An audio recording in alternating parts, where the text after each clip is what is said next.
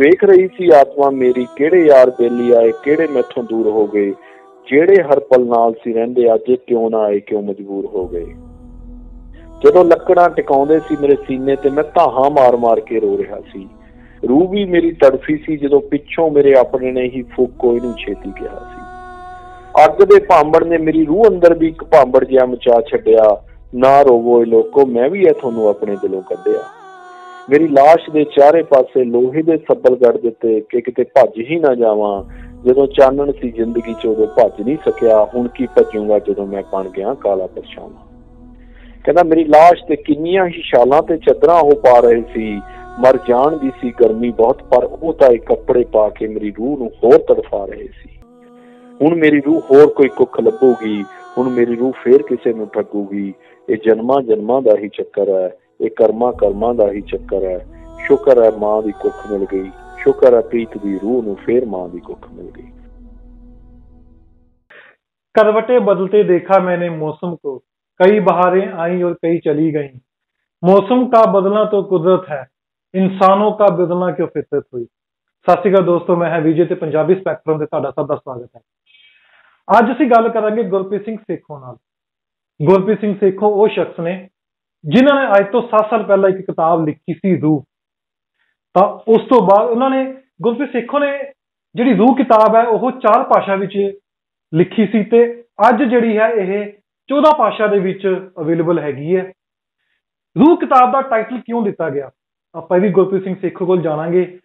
ਤਾਂ ਹੋਰ ਗੱਲਾਂ ਵੀ ਉਹਨਾਂ ਕੋਲ ਪੁੱਛਾਂਗੇ ਕਿ ਜਦੋਂ ਰੂਹ ਕਿਤਾਬ ਲਿਖੀ ਗਈ ਸੀ ਉਹਨਾਂ ਕੋਲ ਇਹ ਆਈਡੀਆ ਕਿੱਥੇ ਆਇਆ।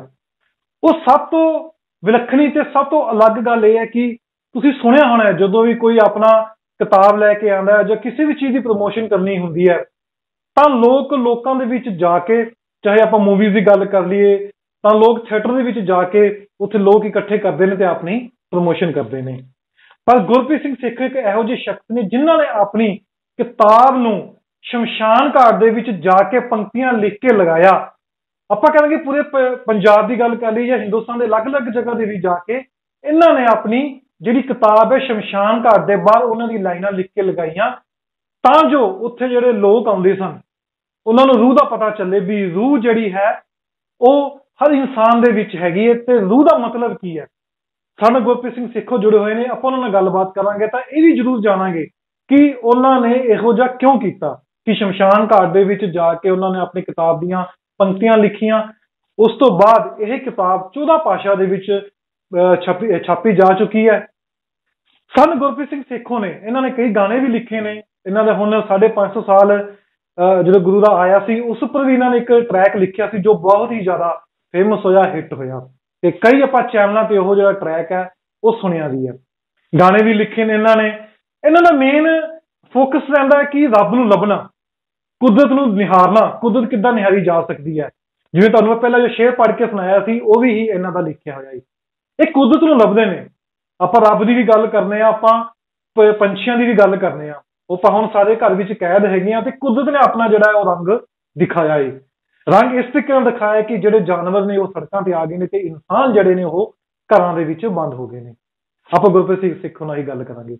सेखों साहब तुहाडा बहुत बहुत स्वागत है जी। विजय जी, जिस तरह के तुसी बहुत ही अच्छी भूमिका बनी है ते इस जिहड़े प्रोग्राम दी ਤੇ ਮੈਂ ਪੰਜਾਬੀ ਸਪੈਕਟਰਮ ਦੀ ਪੂਰੀ ਟੀਮ ਦਾ ਧੰਨਵਾਦੀ ਹਾਂ। ਇਸ ਦੇ ਜਿਹੜੇ ਓਨਰ ਨੇ, CEO ਸਾਹਿਬ ਨੇ, ਉਹਨਾਂ ਦਾ ਮੈਂ ਬਹੁਤ ਸ਼ੁਕਰਗੁਜ਼ਾਰ ਹਾਂ ਕਿ ਤੁਹਾਡੇ ਨਾਲ, ਕਿਉਂਕਿ ਇੱਕ ਬਹੁਤ ਵਧੀਆ ਮੀਡੀਆ ਹੈ ਪੰਜਾਬੀ ਸਪੈਕਟਰਮ ਜਿਹੜਾ ਦੁਨੀਆ ਤੱਕ ਆਮ ਇਨਸਾਨ ਦੀ ਵੀ ਗੱਲ ਪਹੁੰਚਾ ਰਿਹਾ ਹੈ ਤੇ ਕਲਾਕਾਰਾਂ ਨੂੰ ਵੀ ਤੇ ਪੋਲੀਟੀਕਲ ਲੀਡਰਸ ਨੂੰ ਵੀ ਲੈ ਕੇ ਆ ਰਿਹਾ ਹੈ।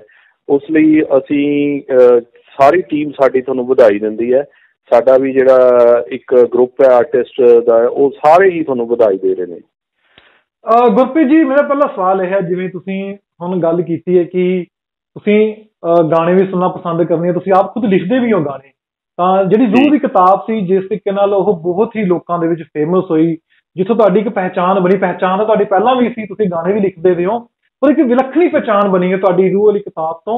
तां पहिलां मेरा सवाल है कि आपां कुदरत दी भी गल करांगे कि लोकी जिहड़े ने हुण आपां जिवें पता कि करोना महामारी फैली हुई है तो लोग घरां विच बंद ने, तो आपां रूह का अर्थ जिहड़ा तुहाडे कोलों भी समझांगे। तुसीं जिहड़ी किताब विच रूह नूं परोया है, पहला मेरा सवाल है कि ये तुहानूं आइडिया आया कित्थों, जिहड़ा तुसीं इन्ना कुछ लिखिआ रूह ਜਿਹੜੀ ਕਿਤਾਬ ਹੈ ਉਸ ਵਿੱਚ ਆਈਡੀਆ ਆਇਆ ਕਿੱਥੋਂ? ਫਿਰ ਆਪਾਂ ਗੱਲ ਕਰਾਂਗੇ ਸ਼ਮਸ਼ਾਨ ਘਾਟ ਦੀ ਵੀ। ਤੁਸੀਂ ਉੱਥੇ ਜਾ ਕੇ ਵੀ ਆਪਣੀ ਲਾਈਨਾਂ ਜਿਹੜੀਆਂ ਹੈਗੀਆਂ ਨੇ ਉੱਥੇ ਲਗਾਈਆਂ ਲਿਖੀ। ਜੀ ਵਿਜੇ ਜੀ, ਜਿਹੜੀ ਸਭ ਤੋਂ ਵੱਡੀ ਗੱਲ ਦੱਸਣ ਵਾਲੀ ਹੈ ਕਿ ਮੈਂ ਜਿਸ ਤਰ੍ਹਾਂ ਤੁਸੀਂ ਕਿਹਾ ਕਿ ਇਸ ਤੋਂ ਪਹਿਲਾਂ ਵੀ ਮੇਰਾ ਨਾਮ ਸੀਗਾ ਪੂਰੀ ਇੰਡਸਟਰੀ ਦੇ ਵਿੱਚ, ਇਹ ਗੱਲ ਨਹੀਂ ਹੈ। ਰੂਹ ਲਫ਼ਜ਼ ਲਿਖਣ ਤੋਂ ਪਹਿਲਾਂ ਮੈਨੂੰ ਕੋਈ ਵੀ ਦੁਨੀਆ ਦੇ ਵਿੱਚ ਜਾਣਦਾ ਨਹੀਂ ਸੀ, ਤੇ ਮੇਰੀ ਸਿਰਫ ਬਚਪਨ ਤੋਂ ਇੱਕੋ ਤਮੰਨਾ ਰਹੀ ਸੀਗੀ ਕਿ ਮੇਰਾ ਧਿਆਨ ਪੈਸਾ ਕਮਾਉਣ ਵੱਲ ਨਹੀਂ ਸੀਗਾ। ਮੇਰਾ ਧਿਆਨ ਜਦੋਂ ਵੀ ਰਿਹਾ ਸਿਰਫ ਇਹੀ ਰਿਹਾ ਕਿ ਮੈਨੂੰ ਸਾਰੀ ਦੁਨੀਆ ਜਾਣਨ ਲੱਗ ਜੇ, ਮੇਰਾ ਨਾਮ ਹੋਵੇ, ਇੱਜ਼ਤ ਹੋਵੇ, ਇਸ ਤਰ੍ਹਾਂ ਦੀ ਗੱਲ ਸੀਗੀ ਮਨ ਦੇ ਵਿੱਚ। ਤੇ ਇੱਕ ਦਿਨ ਮੈਂ ਕੈਨੇਡਾ ਦੇ ਵਿੱਚ ਹੀ ਬੈਠਾ ਸੀਗਾ ਤੇ ਉੱਥੇ ਮੈंने ਇੱਕ ਆਪਣੀ ਡਾਇਰੀ ਤੇ ਰੂਹ ਲਫ਼ਜ਼ ਲਿਖਤਾ, ਪਤਾ ਨਹੀਂ ਕਿਉਂ ਲਿਖਿਆ ਗਿਆ ਹੈ ਨਾ ਉਹ, ਤੇ ਇਕੱਲਾ ਇੱਕ ਲਫ਼ਜ਼ ਲਿਖਤਾ ਰੂਹ। ਤੇ ਉਸ ਤੋਂ ਬਾਅਦ ਮੈਂ ਕਾਫੀ ਸਮੇਂ ਬਾਅਦ ਜਦੋਂ ਇੰਡੀਆ ਸੀਗਾ ਬੈਠਾ, ਇੱਕ ਦਿਨ ਸਵੇਰੇ ਮੈਨੂੰ ਮਤਲਬ ਜਾਗ ਖੁੱਲੀ, ਬੈਠਾ ਤਾਂ ਕਿ ਸਵੇਰੇ ਜਾਗ ਖੁੱਲੀ 4 ਵਜੇ, ਤੇ ਮੈਨੂੰ ਉਹੀ ਡਾਇਰੀ ਰੱਬ ਨੇ ਚੁਕਵਾਈ, ਉਹੀ ਡਾਇਰੀ ਦਾ ਰੂਹ ਲਫ਼ਜ਼ ਮੈਂ ਚੱਕਿਆ। ਤੇ ਮੈਂ ਮਤਲਬ ਬਿਲਕੁਲ ਹੀ ਜਿਹੜੇ ਰਾਈਟਰ ਨੇ ਜਾਂ ਕੋਈ ਵੀ ਨੇ ਉਹਨਾਂ ਨੂੰ ਇਹ ਦੱਸਣਾ ਚਾਹੂੰਗਾ, ਇਹ ਨਾ ਮੈਂ ਵਿਸ਼ਵਾਸ ਕਰਦਾ ਜਨਮਾਂ ਦੇ ਵਿੱਚ, ਰੂਹ ਦੇ ਵਿੱਚ, ਇਸ ਕਰਕੇ ਜਿਹੜੇ ਆਪਣੀਆਂ ਕੰਮ ਰਹਿ ਗਏ ਹੁੰਦੇ ਨੇ ਅਧੂਰੇ ਪਿਛਲੇ ਜਨਮ ਦੇ ਵਿੱਚ, ਉਹ ਇਸ ਵਾਰ ਪੂਰੇ ਕਰਨੇ ਪੈਂਦੇ ਨੇ। ਤੇ ਮੈਂ ਉਹ ਰੂਹ ਦੀ ਜਿਹੜੀ ਤੁਹਾਨੂੰ ਕਿਹਾ 4 ਵਜੇ ਮਾਰਨਿੰਗ ਚੱਕਿਆ ਤੇ ਬੈਠ ਕੇ ਮੈਂ ਲਿਖਣ ਲੱਗ ਗਿਆ। ਤੇ ਮੈਂ 100% ਸੱਚ ਕਹਿ ਰਿਹਾ ਕਿ ਬਿਨਾਂ ਖਾਧੇ ਪੀਤੇ, ਪਾਣੀ ਪੀਤੇ, ਕੁਛ ਵੀ 24 ਘੰਟੇ ਮੈਂ ਮਤਲਬ ਥੋੜ੍ਹੀ ਦੇਰ ਆਰਾਮ ਕਰਦਾ ਸੀਗਾ, ਫਿਰ ਲਿਖਦਾ ਸੀ ਕੁਛ। 24 ਘੰਟੇ ਬਿਨਾਂ ਖਾਧੇ ਪੀਤੇ ਮੈਂ ਰਿਹਾ ਤੇ ਇੱਕ ਰੂਹ ਦੀ ਇੱਕ ਪੂਰੀ ਤਕਰੀਬਨ 100 ਪੇਜਿਸ ਲਿਖੇ ਗਏ ਰੂਹ ਦੇ ਉੱਤੇ।